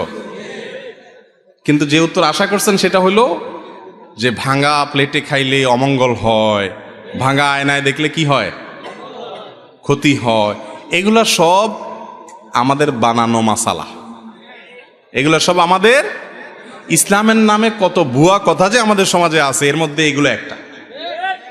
ভাই, যে বেচারার ভালো আয়না নাই, তার আয়নাটা ভেঙে গেছে, বেচারার আর টাকা নাই, আপনি ফতোয়া দিলেন কি ভাঙা আয়না মুখ দেখলে ক্ষতি হয়, তো বেচারা আর আয়না দেখতে পারলো না। এটা কোনো আয়না দোকানদারে মাসালাটা বাইর করছে কিনা আমার সন্দেহ, যে আয়না যাতে বেচা হয়। কারণ আয়না ভাঙলে আর দেরি করা যাবে না, এটা দিয়ে চোখ দেখা যাবে না, মুখ দেখা যাবে না, খবরদার আরেকটা কিনতে আসো, আল্লাহ জানে। কয়দিন আগে একজনও জিজ্ঞেস করলো একটা মাসালা, কি অদ্ভুত অদ্ভুত জিজ্ঞাসা মানুষের, বলে যে কাফনের কাপড় নাকি মূল্যে কিনা যায় না। আমি বললাম, তাহলে সব বাদ দিয়ে কাফনের তো কাপড়ের দোকান দিলেই তো লাভ। এমন দাম চাওয়া হবে যেটা মূলাইতে পারবে না, চান্দু যাবা কই, 10 টাকা জিনিস 200 টাকা বললেও নিতে হবে, মূলানো যাবে না। তো এরকম কোনো কথা আসলে নাই। ভাঙা আয়না, এটাতে মুখ দেখলে কোনো অসুবিধা হবে না। আপনার দেখতে অসুবিধা হবে আসলে এতটুকু, এর বেশি কিচ্ছু না। আপনি মনে চাইলে দেখেন, মনে চাইলে নতুন একটা কিনেন, সম্পূর্ণ আপনার ব্যাপার, এগুলোতে কোনো ক্ষতি নাই। ক্ষতি হবে যেগুলোতে, সেগুলো সারাদিন করতেছি, হারাম কাজ করতেছি, গুনার কাজ করতেছি, সেগুলোর খবর নাই। এই আজারে এবং ফালতু জিনিস আমরা খুঁজে বের করে আনি। আল্লাহ তাআলা আমাদেরকে ইসলাম সম্পর্কে সকল কুসংস্কার থেকে মুক্ত হওয়ার তৌফিক দান করুন, আমিন। এরপরে প্রশ্ন হলো, কথিত আছে বাম চোখ লাফালে বিপদ আসে, ইসলামের কোনো ভিত্তি আছে কি? বাম চোখ লাফালে কি আসে? বিপদ আসে। এর কোনো ভিত্তি আছে কিনা? ভাইরে, আপনাদের বাম চোখ লাফায় মাঝে মধ্যে? আমার তো প্রায় লাফায়। কই, আমি তো দেখি না যে বাম চোখ লাফানোর পর কোনো বিপদ আসছে। যদি কখনো কারোর বাম চোখ লাফানোর পরে বিপদ আসে, যদি কোনো বিপদ আসে, তো বুঝতে হবে এটা চোখ না লাফাইলেও আসতো, ডান চোখ লাফাইলেও আসতো, শরীর গোটাটা লাফাইলেও আসতো। বুঝতে পারছেন কথা? মুসলমান কখনো এই সমস্ত আলতু ফালতু কথা বিশ্বাস করতে পারে না, যেটার কোনো ভিত্তি নাই, না বৈজ্ঞানিক কোনো ভিত্তি আছে, গবেষণা দ্বারা প্রমাণিত, না কোরআন হাদিস দ্বারা প্রমাণিত। এরকম ফালতু কুসংস্কারে বিশ্বাসী কোনো মুসলমান হতে পারে না। বাম চোখটা একটু লাফাচ্ছে, বলে রে কোন বিপদ আসে রে? বিপদ তো তোমার ইমান আমল যাচ্ছে, ইসলাম সম্পর্কে কুসংস্কারের জন্য বিশ্বাস নিয়ে তুমি মরতেছো, এটাই তো বড় বিপদ। অতএব চোখ যদি বামটা লাফায়, চোখরে বলবেন আরো জোরে লাফা, কিচ্ছু হবে না ইনশাআল্লাহ। কথা বুঝতে পারছেন? অনেকে আছে এই মাসআলাটা জানে এবং প্রশ্ন করে, হুজুর মাসালা জানে যে এই চোখ লাফালে কিছু হবে না, বিপদ এবং সুখ এই সবগুলো দেওয়ার একমাত্র মালিক কে? আল্লাহ। এরকম কোন আলামত আল্লাহ বলেন নাই আমাকে, আমি মন গড়া কেন বলবে? মাসআলা জানে ঠিকই, তারপরে যখন বাম চোখটা একটু লাফায় তখন ভয় হয় ভিতরে, আছে না নাই? অনেকে প্রশ্ন করে যে হুজুর এই ভয় হয় কেন? এই ভয় হয় এজন্য ইমান দুর্বল। আমি বলি তখন চোখেরে বলবেন চোখ আরো দুমসে লাফাইতে থাক, আমার কোনো টেনশন নেই। এরপর যদি কোনো বিপদ আসেও নিজেরে বলবেন যে অবশ্যই এই বিপদ আমার কপালে আগে থেকে লেখা ছিল তাই আসছে, চোখের লাফানোর সাথে এর কোনো সম্পর্ক নাই। চোখ তোমার 14 গোষ্ঠী সহ একসাথে নাচতে থাকে, কোনো কিছু হবে না আমার ইনশাআল্লাহ। আল্লাহ তাআলা আমাদেরকে সমস্ত কুসংস্কার থেকে বেঁচে থাকার তৌফিক দান করুন। ঘরে কিংবা দোকানে পীর অথবা ফকিরের ছবি ঝুলিয়ে রাখলে বরকত বেশি হবে, এ ধারণা ঠিক আছে কিনা? ভাইরে, রাসূল করিম সাল্লাল্লাহু আলাইহি সাল্লাম বলেছেন, লা তাদখুলুল মালাইকাতু বাইতান ফীহি কালবুন আও সূরাহ, বুখারীর হাদিস। ওই ঘরে রহমতের ফেরেশতা আল্লাহর রহমত নিয়ে আসবেই না যেখানে কুকুর থাকে অথবা ছবি টাঙানো থাকে। ভাইরে, আমরা মনে করি কুকুর কি দোষ করছে? কিছু দোষ করে না। কুকুরকে আপনি পাহারাদারির কাজের লালন পালন করতে পারেন, বাড়ি বা এলাকা পাহারাদারি করলো, তাকে খাবার দাবার দিলেন, সবই ঠিক আছে, কিন্তু আপনার ঘরে ঢুকাতে নিষেধ করেছেন রাসূল আকরাম সাল্লাল্লাহু আলাইহি ওয়াসাল্লাম শখের বসে। এই জন্য দেখবেন, আল্লাহ মাফ করুক, ইহুদি খ্রিস্টানরা এত পশু থাকতে দেখবেন কুকুর নিয়েই পড়ে থাকে। হাদিসে যেটা নিষেধ আছে, ইবলিস সেটা আরো বেশি করায় তাদেরকে দিয়া। আবু হুরায়রা রাদিয়াল্লাহু তাআলা আনহু বিড়াল পালতেন, জামার হাতার ভিতরে বিড়াল নিয়ে আসছেন, রাসূল বলেছেন, ও আবু হুরায়রা বিড়ালের বাপ, নাম উঠে গেছে বিড়ালের বাপ। হাদিস তো জানেন আপনারা। এই বিড়াল পালার ব্যাপারে তেমন কোনো আগ্রহ পশ্চিমা দেশে মানুষের মধ্যে এতটা নাই যতটা আছে কুকুর পালার ব্যাপারে, ঠিক না ঠিক? ভাইরে, যেটা নবী করিম সাল্লাল্লাহু আলাইহি সাল্লাম নিষেধ করছেন, দেখবেন সমস্ত পৃথিবীতে শয়তান সেটার প্রচলন বেশি দেওয়ার চেষ্টা করে। কারণ ইবলিস জানে যে এটা করলে মুসলমান অমুসলমান সবাই ধ্বংসের দিকে তাড়াতাড়ি যাবে। আপনি বলবেন, কই ধ্বংস হয়েছে? মুসলমান দেশগুলো না গরিব, এরা তো অনেক সুখী। সুখী না, অনেক সম্পদের অধিকারী হতে পারে। সুখ এক জিনিস, সম্পদের অধিকারী হওয়া আরেক জিনিস। অনেক গরিব মানুষ সুখী আছেন অনেক ধনীর চাইতে, ঠিক না ঠিক? বিধায় এই ছবি যেখানে টাঙানো গুনাহের কথা, হারাম, সেখানে পীর সাহেবের বা ফকির সাহেবের যদি ছবি টাঙান, তাহলে গাড়ের উপরে মায়ের দুইটা বেশি হওয়ার কথা। কারণ বোঝা গেলে আপনার পীরও ভণ্ড, আপনিও ভণ্ড। কারণ আল্লাহ মাফ করো, কেউ বলতে পারেন পীর সাহেব তো বলে নাই। সাধারণত মানুষ যে পীর সাহেবের ছবি টাঙায়, সে পীর সাহেবদের এসব ব্যাপারে ছোটবোধ থাকে না, তাদের দরবারেও এগুলো টাঙানো থাকে তাদের। এটাই বেশিরভাগ চিত্র। আমি সেজন্য বললাম, ভাইরা আমার, এটা জায়েজ নাই। বরকত যা আসতো সেটাও এটার কারণে আসবে না, বরং ধ্বংস হবে। কেনা বেচা বেশি হলেই বরকত হয় না। কেনা বেচা বেশি হলে বরকত হয়? কেনা বেচা অনেক বেশি হলো দোকানে, কিন্তু খরচ তার চাইতে বেশি হলো। বরকত মানে কল্যাণ। বরকত মানে কি? একজনের দোকানে আজকে 1000 টাকা বিক্রি হয়েছে, কিন্তু আল্লাহ যদি বরকত দেয়, 1000 টাকার ভিতরে তার সকল কাজ সারার পর আরো টাকা থাকবে। আরেকজনের 5000 বিক্রি হয়েছে, আল্লাহ এমন এক রোগ দিছে, 2 মাস পরে 10,000 টাকা হে রোগে চলে গেছে। তাহলে বোঝা গেল বরকত ভিন্ন জিনিস। হারামে কি থাকে না? বরকত থাকে না। কোনো পীর বা ফকিরের ছবি দোকানে ঝোলানো জায়েজ নাই, গুনাহের কথা। বিসমিল্লাহ, আল্লাহর নাম নিয়ে দোকান খুলবেন, হালাল পথে দোকানদারি করবেন, পয়সা যেটা আসুক সেটাকে মেনে নিবেন, এর মাঝেই বরকত ইনশাআল্লাহ। আল্লাহ আমাদের বোঝার তৌফিক দান করুন। এরপরের প্রশ্ন হলো, স্বামী সকালবেলা চাকরিতে চলে যায়, ওই মহিলা অন্য পুরুষের সাথে ঘরের ভেতরে কোনো খারাপ কাজে লিপ্ত, অনেকবার রেকর্ড করা হয়েছে, এখন তার সাথে সংসার করা যাবে কিনা? 4টি বাচ্চা আছে, কি করা উচিত? আল্লাহ মাফ করুক, এটা আজ মহামারীর আকার ধারণ করেছে ভাইয়েরা আমার। এই যে পরকিয়া, মহিলার কথা বলছেন আপনি, পুরুষরা কি সব দুধের দোয়া? এ ভাই হয়তো নিজে এই পরিস্থিতির শিকার, বা তিনি এই ঘটনা জানেন। স্ত্রীকে বাসায় এসে বলতেছেন যে, তোমাকে আল্লাহ তাআলা এত সুন্দর করে তৈরি করেছেন, দুনিয়াতে তোমার চেয়ে সুন্দর আর কেউ নেই। আর এদিকে ফেসবুকে যাইয়া কোনো একটা মেয়ের আইডি পাইছেন, তো ইটিস পিটিস তার সাথে নক করা শুরু করছেন। এই রোগগুলো আমাদের মধ্যে আছে না নাই ভাই? ভাইরা আমার, পরিবারগুলো ভেঙে খান খান হয়ে যাচ্ছে, সংসারে অশান্তি শুরু হয়েছে। পরকিয়া এটা জোয়ারের মতো বাড়ছে। এই সবগুলো হচ্ছে এই জন্য, জেনার পরিবেশ চতুর্দিক থেকে বিস্তার করা হচ্ছে, পর্দার বিধানকে লঙ্ঘন করা হচ্ছে। এটাই হলো এর একমাত্র কারণ।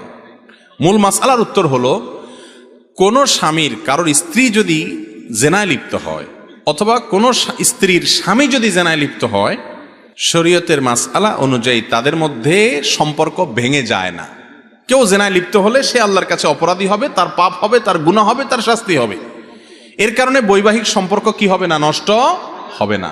তবে স্বামী বা স্ত্রী একজন জেনায় লিপ্ত হলে অন্যজনের উচিত তাকে জেনা থেকে সরায় আনার জন্য আপ্রাণ চেষ্টা করা। যদি তাতে কাজ না হয়, শাসন করা। তাতেও কাজ না হয়, মুরব্বীদের কাছে বিচার দিয়ে সমাধান চাওয়া। তাতেও যদি কাজ না হয়, তাহলে সেক্ষেত্রে তিনি চাইলে তার সাথে সম্পর্ক ছেদ করতে পারেন। একটা তালাক দিলেন, যদি তাদের সংশোধন হয় ভালো কথা, না হলে পরে আরেকটা তালাক দিলেন, তাতেও হয় না, ফাইনাল চূড়ান্ত 3য় তালাক দিলেন, সম্পর্ক আর রাখলেন না। এই সুযোগ তার আছে। আর যদি তিনি এর সাথেই ঘর করে যায়, এ আশা করে যে আল্লাহ তাকে হয়তো কখনো সংশোধন করে দিবে, তো তাতে তাদের বৈবাহিক সম্পর্কের কোনো ক্ষতি হবে না। এরপরের প্রশ্ন, আমি 5 ওয়াক্ত নামাজ পড়ি, কিন্তু নামাজের মধ্যে দাঁড়ালে মনোযোগ বসে না, নামাজের তৃপ্তি পাই না। সকল কঠিন কঠিন বিষয় এটা মনে পড়ে। এই পরিস্থিতি থেকে পরিত্রাণের উপায় কি? একটু আগে প্রশ্নোত্তর দেওয়ার আগে আমি বলেছি ইবাদতের স্বাদ নষ্ট হয়ে যায় চোখের জুনার কারণে। কিসের কারণে? আমি আপনাদেরকে আল্লাহর উপরে ভরসা করে বলছি, যদি কেউ ইবাদতের স্বাদ পান না এই অভিযোগ করেন, আপনি টানা 10 দিন 20 দিন এই চোখ দিয়ে হারাম কোনো পর্নার দিকে তাকাবেন না, কোনো মিউজিক কোনো গান শুনবেন না, মোবাইলেও না, মোবাইলের বাইরেও না, টেলিভিশনেও না, কোনো দিকেই না। রাস্তা চলবেন, নিজেকে নিয়ন্ত্রণ করবেন, নজর পড়ে গেছে সাথে সাথে নিজেকে শাসন করবেন, ভৎসনা করবেন, আল্লাহর কাছে মাপ চাইবেন, এরপরে আরো সাবধান হয়ে চলবেন। এইভাবে 10-15 দিন যদি চোখের জেনা থেকে আপনাকে বাঁচাতে পারেন নিজেকে, ইনশাআল্লাহ আপনি ইবাদতের স্বাদ পাবেন। আপনি রুকু করলে সিজদা করলে আর উঠতে মনে চাবে না। ভাইরে, আজ আমাদের কাছে নামাজটা বোঝা হয়ে গেছে। আমরা নামাজটা পড়ি একটা বোঝা, পড়ে শেষ করতে পারলে বাঁচি। সাহাবায়ে কেরাম, এমনকি আমাদের প্রিয় নবী করিম সাল্লাল্লাহু আলাইহি সাল্লাম কিভাবে নামাজ পড়তেন জানেন? আম্মা জান আয়েশা বলেন, তিনি যখন রাত্রের জন্য নামাজ পড়তেন, লা তাসআল আন হুসনিহিন্না ওয়া তুলিহিন্না, নবীজির রাতের নামাজের কি সৌন্দর্য ছিল, আর বলো না। যখন তিনি দাঁড়িয়ে কেরাত পড়তে থাকতেন, এত লম্বা সময় পড়তেন, আমরা মনে করতাম হায়রে রুকুতে আর যাবেন না মনে হয়। রুকুতে যাওয়ার পর সুবহান রাব্বিয়াল আযীম, আল্লাহর পবিত্রতা বর্ণনা করছেন, মালিকের সামনে নিবেদন করছেন তাসবিহ। এত বেশি ভালো লাগা কাজ করতো, নবীজি রুকু থেকে আর উঠতেন না। আমাদের আয়েশা বলেন, মনে হয়তো তিনি আর উঠবেন না, মাথা তুলবেন না। ভয় হতো যে হায়রে এত সময় ধরে তিনি রুকুতে আছেন, কষ্ট হয়ে যাচ্ছে, মাথাটা কেন তুলছেন না। এরপর যখন মাথা তুলতেন, এত সময় ধরে দাঁড়িয়ে আল্লাহর প্রশংসা করতেন, হামদান কাসীরান তাইয়িবান মুবারাকান ফি রব্বানা ওয়ালাকাল হামদ। এতবার এত সময় নিয়ে বলতেন, মনে হয় যে আর সেজদা যাবেন না। আবার সেজদা গেলে একই অবস্থা। সবচেয়ে মজার জায়গা সেজদায়, আমার মালিককে আমি সেজদা করছি। এই সেজদার বিনিময়ে দুনিয়া এবং দুনিয়ার মধ্যে যা কিছু আছে সবকিছুর চাইতে উত্তম হবে, মালিকের সবচেয়ে নৈকট্য অর্জন হবে। আকরাবু মা ইয়াকুনুল আবদু মির রাব্বিহি ওয়া হুয়া সাজিদ, বান্দা আল্লাহর সবচেয়ে কাছে যেতে পারে যখন সে সেজদায় চলে যায়। প্রধানমন্ত্রীর খুব কাছে যেতে পারলে, প্রেসিডেন্টের খুব কাছে যেতে পারলে আমাদের গর্ব হয়। দুনিয়ার প্রধানমন্ত্রী, দুনিয়ার প্রেসিডেন্ট, দুনিয়ার রাজা, দুনিয়ার সমস্ত মানুষের মালিক যিনি, বাদশাহ যিনি, রব যিনি, সবাই যার গোলাম সৃষ্টি, সেই মালিকের সবচেয়ে কাছে যেতে পারে মানুষ যখন সেজদায় চলে যায়। আপনি যদি মনে করেন আমি সেজদায় আসি, আমার রবের সবচেয়ে কাছে আসি, একবারে সামনাসামনি রবকে পেয়ে আমি নিবেদন করছি সুবহান রাব্বিয়াল আলা, ও আমার মহান প্রভু মালিক, আপনি পবিত্র, আপনার পবিত্রতা আমি বর্ণনা করছি, ভালো লাগা কাজ করবে। নবীজি সাল্লাল্লাহু আলাইহি সাল্লাম লম্বা সময় সিজদা করতেন, উঠতে চাইতেন না। আর আমাদের অবস্থা হলো নামাজ তাড়াতাড়ি করে শেষ করতে পারলে বাঁচি। নামাজের পরে যদি বৃষ্টি হয় তো মসজিদের দুয়ারে এসে সবাই এমন ভাবে একত্র হয়, মনে হয় জেলখানায় আছে, বাইরে হওয়ার জন্য সবাই পাগল হয়ে গেছে। ঠিক না ঠিক? ভাইরা আমার, এই ইবাদতের স্বাদ নষ্ট হয় যে কাজগুলোর মাধ্যমে, তার মধ্যে অন্যতম একটা কাজ হলো চোখের গুনাহ, যেটা আজ ব্যাপক হয়ে গেছে। এই জন্য ইবাদতের স্বাদ নাই। আল্লাহ আমাদেরকে চোখের জেনা থেকে বেঁচে থাকার তৌফিক দান করুন। আর এমনি গণহারে গুনাহের কারণেও ইবাদতের স্বাদ কমে যায়। ইবাদতের স্বাদ কমার তৃতীয় কারণ হলো হারাম খানা। আজকাল খাবারের মধ্যে এত ভেজাল, আল্লাহ মাফ করুক।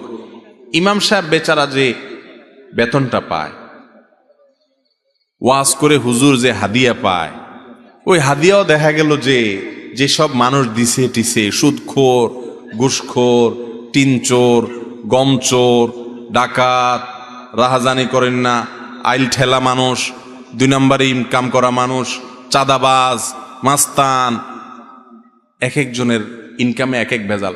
আবার কেউ আছে এগুলো কিছু করেন, আপনারা খুব হাসতেছেন মনে মনে, হুজুর সব বাঁশ দিয়ে ফেলতেছে।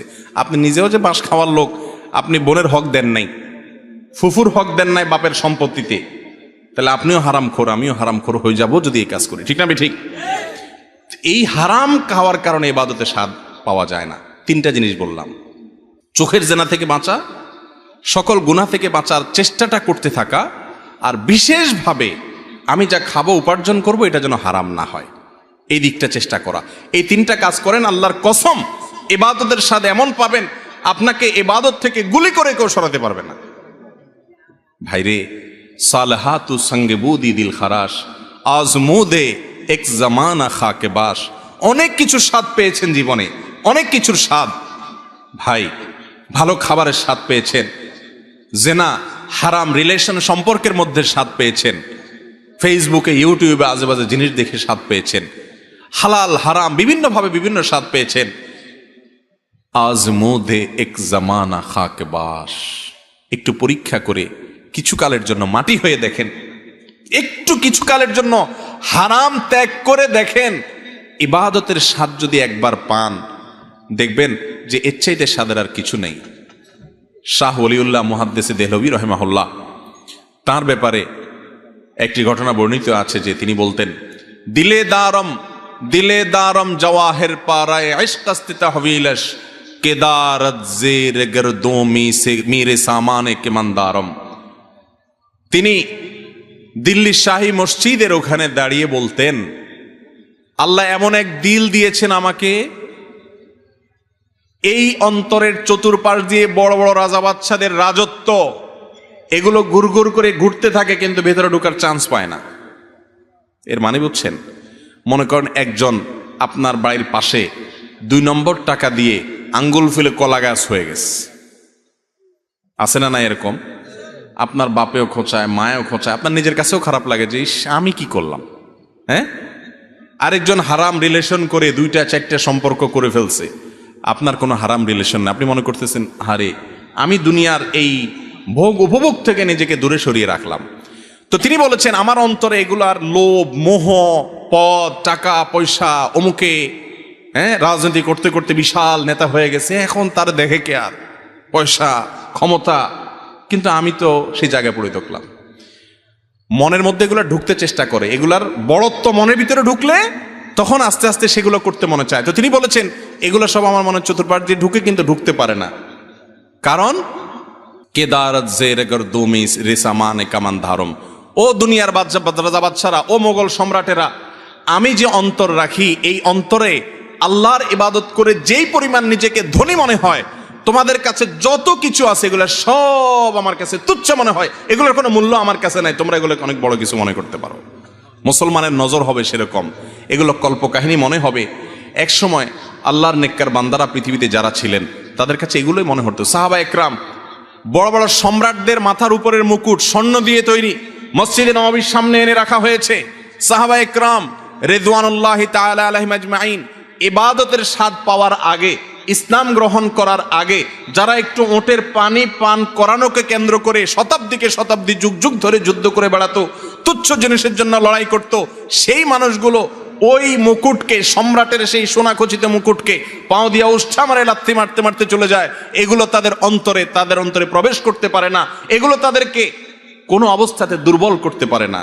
ও ভাই, ইবাদতের স্বাদ যদি একবার পেয়ে যান, আল্লাহর কসম পৃথিবীর সব কিছু আপনার কাছে তুচ্ছ হবে, সততা নীতি আদর্শ আপনার কাছে বড় হবে। আল্লাহ আমাদেরকে ইবাদতের স্বাদ পাওয়ার তৌফিক দান করুন।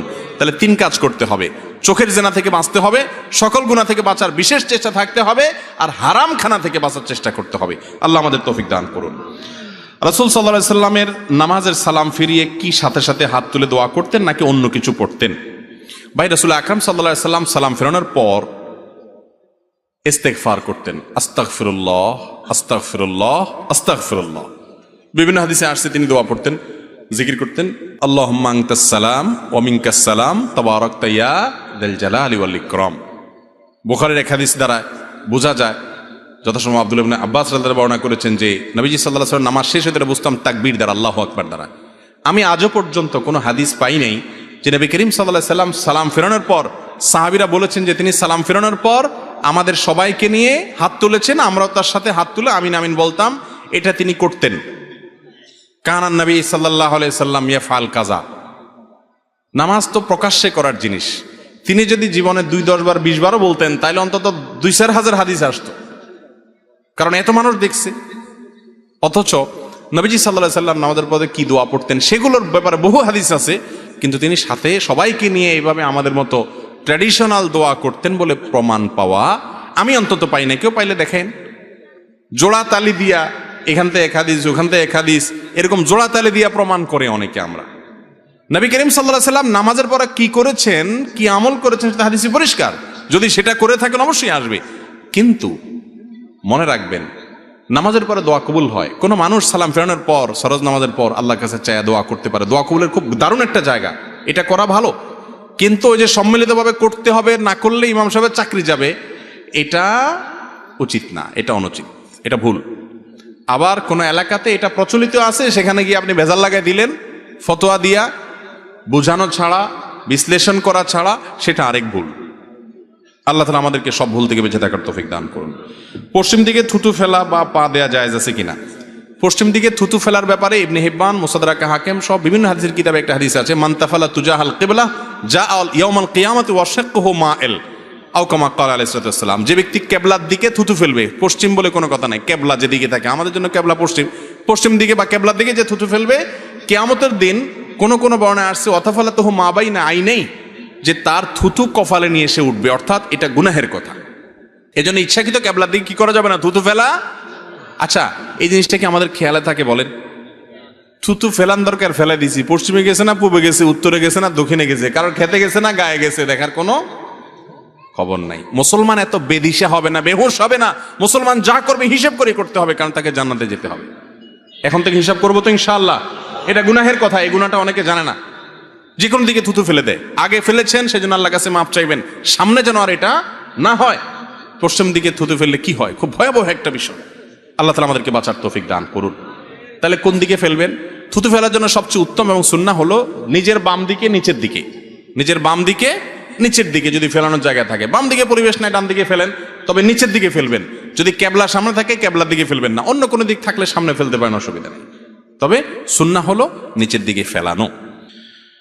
এরপরে প্রশ্ন হলো, বাথরুমে আল্লাহ তাআলার নাম উচ্চারণ করা যাবে কিনা? বাথরুমে আল্লাহর নাম নেওয়া মাকরুহ, অনুচিত, আল্লাহর নামের অসম্মান হয়।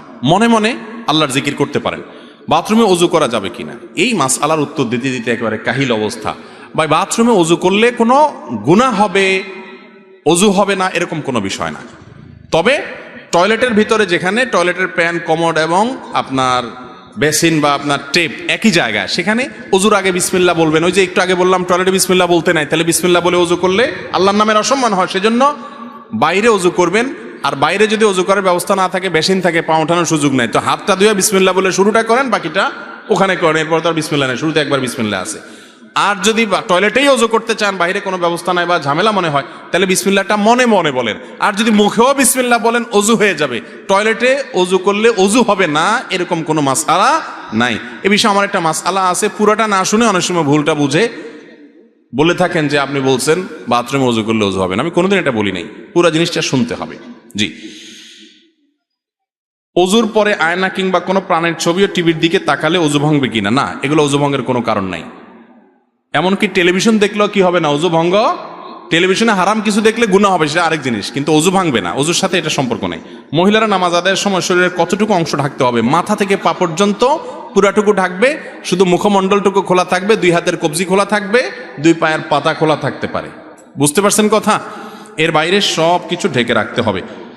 ফেসবুকে একটা যোগাযোগের মাধ্যম, ফেসবুকে যদি কোনো অপরিচিত মেয়ের সাথে শুধুমাত্র পরিচিত হওয়ার জন্য মেসেজ করা হয়, তাহলে কি গুনাহ হবে? কোনো অপরিচিত মেয়ের সাথে বিনা প্রয়োজনে কেন মেসেজ দিতে যাবেন পরিচিত হওয়ার জন্য? ভাইরা আমার, শয়তান প্রথম বলে যে একটু শুধু জিজ্ঞেস করো, হাই হ্যালো করো, এরপরে শুরু হয় হাই হ্যালো, এরপরে আস্তে আস্তে জিজ্ঞেস করে বাড়ি কোথায়, খায় কি, আস্তে আস্তে আস্তে শয়তান নিচের দিকে নামাইতে থাকে।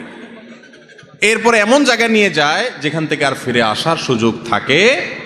যুবক ভাইয়েরা ভালো করে শুনে রাখেন, এই যৌবন যে আল্লাহ দিয়েছেন, ওই আল্লাহর ভয়ে এই হারাম জায়গায় যৌবনকে ব্যয় করবেন না। একটু শক্ত থাকেন, দেখবেন কিয়ামতের ময়দানে যেমন সুখ পাচ্ছেন, দুনিয়াতে দাম্পত্য জীবনে প্রচন্ড সুখ পাচ্ছেন ইনশাআল্লাহ। আর যদি এই ইটিস পিটিস করে দুই নাম্বারই করে নিজের যৌবনকে নষ্ট করেন, তো আসল সময়ে যৌবনের কি পাবেন না, উপকার পাবেন না।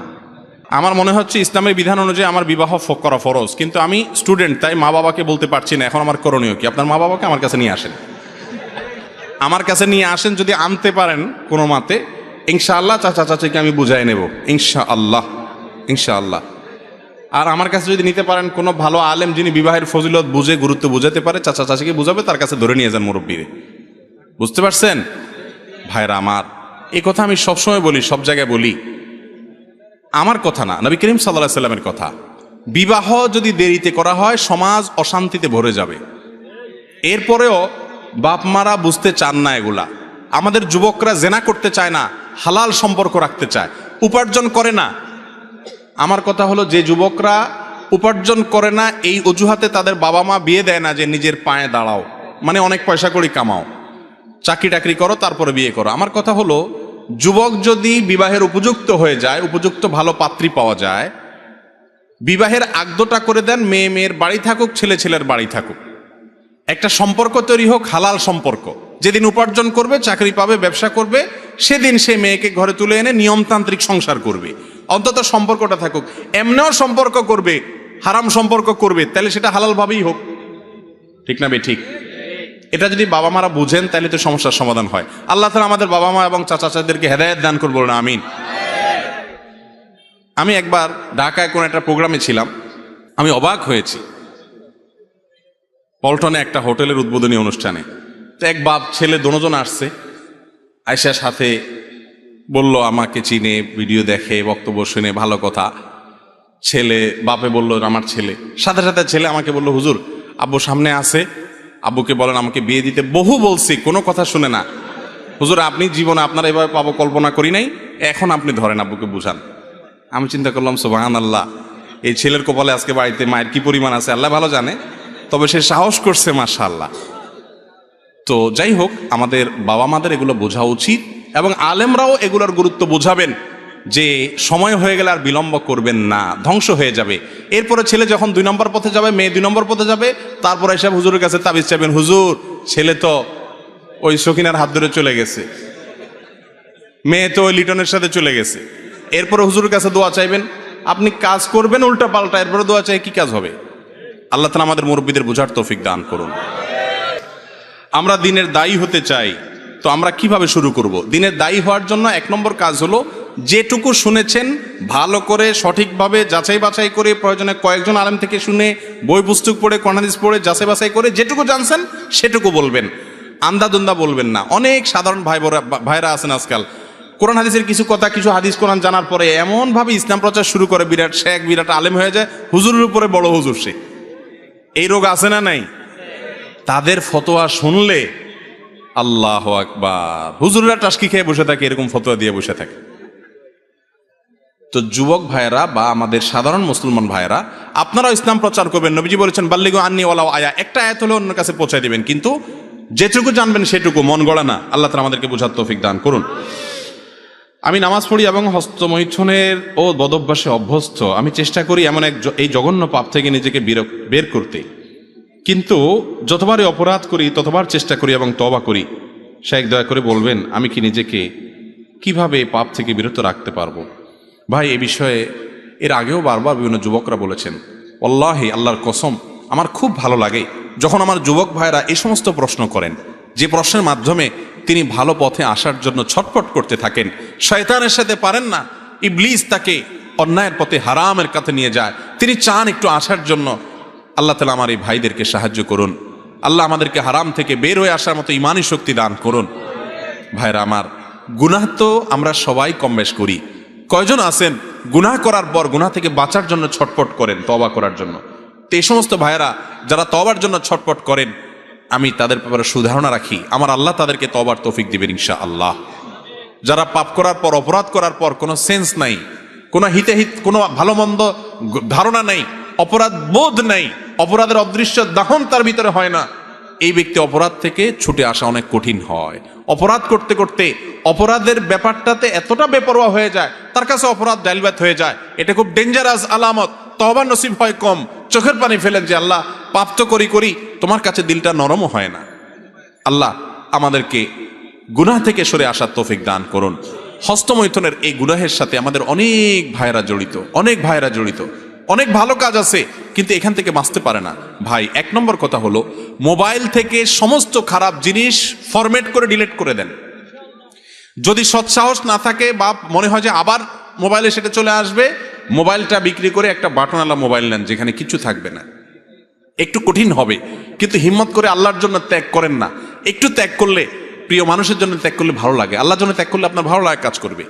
এর পাশাপাশি নির্জনতা অবলম্বন করবেন না। হস্তমৈথুন যারা এই বদভ্যাসে অভ্যস্ত হয়, নির্জন কক্ষে থাকলে তখন এই বদভ্যাসে অভ্যস্ত হয়। নির্জন থাকবেন না, বন্ধুবান্ধব, মুরব্বী এবং বাপ মা ভাই বোন সবার মধ্যে থাকবেন। একাকিত্ব অবলম্বন করবেন না, কারণ একাকিত্ব হলে শয়তান এটা করা। বেশি না, 2-4 মাস যদি একটু কষ্ট করে স্ট্রাগল করে মোবাইল টোবাইল ফেসবুক ইউটিউব এগুলো থেকে সরে থাকতে পারেন, হারাম সম্পর্ক থেকে দূরে থাকতে পারেন। খারাপ জিনিস দেখলে মানুষ হস্তমৈথুনের দিকে বেশি যায়। যুবকরা খারাপ জিনিস যেন দেখতে না পারেন সে রাস্তা বন্ধ করে ফেলেন। বেশি না, 1টা মাস এক্সারসাইজ করেন, ইনশাআল্লাহ বদভ্যাস দূর হয়ে যাবে। আর আল্লাহর কাছে দোয়াও করবেন, চোখের পানি ফেলবেন, মালিক আমি সরে আসতে চাই, তুমি সাহায্য করো। আল্লাহ তাআলা আমাদেরকে সেরকম হিম্মত এবং শক্তিশালী দান করেন। মানি রুকু থেকে দাঁড়িয়ে 2 সেজদার মাঝখানে এবং রুকু সেজদা দেরি না করলে নামাজ হবে কিনা? সেজদার মাঝখানে এবং এই সময়গুলোতে যদি কেউ সোজা হয়ে না দাঁড়ায় নামাজ হবে না, নামাজ হবেই না। অনেকে আছে রুকু থেকে এইভাবে একটু সোজা হয়ে আবার সাথে সাথে সেজদা চলে যায়, সেজদা থেকে সোজা উঠতে না বসতে আবার সেজদা চলে যায়, নামাজ হবে না। সাফ কথা, আমার কথা না, সারা বিশ্বের সমস্ত আলেমদের মত এটা। কথা কি বুঝতে পারছেন? এত ডেঞ্জারাস বিষয়। তুফান মেল যারা নামাজ পড়েন তারা ভালো করে শুনে রাখেন। এক ব্যক্তি এরকম নামাজ পড়ছে, নবীজি ডাকছেন, ডেকে বলছে আবার নামাজ পড়ো। কয়েকবার পড়াইছে, উনি যাই এরকম তাড়াতাড়ি করে পড়েন, উনি বুঝেন না। তখন নবীজিকে তিনি বললেন, ইয়া রাসূলুল্লাহ আমি তো এর চেয়ে ভালো পারি না। তখন তিনি বললেন, রুকু থেকে উঠে সোজা টান টান হয়ে দাঁড়াবা, এরপর একটু অপেক্ষা করে তারপর সেজদা যাবা।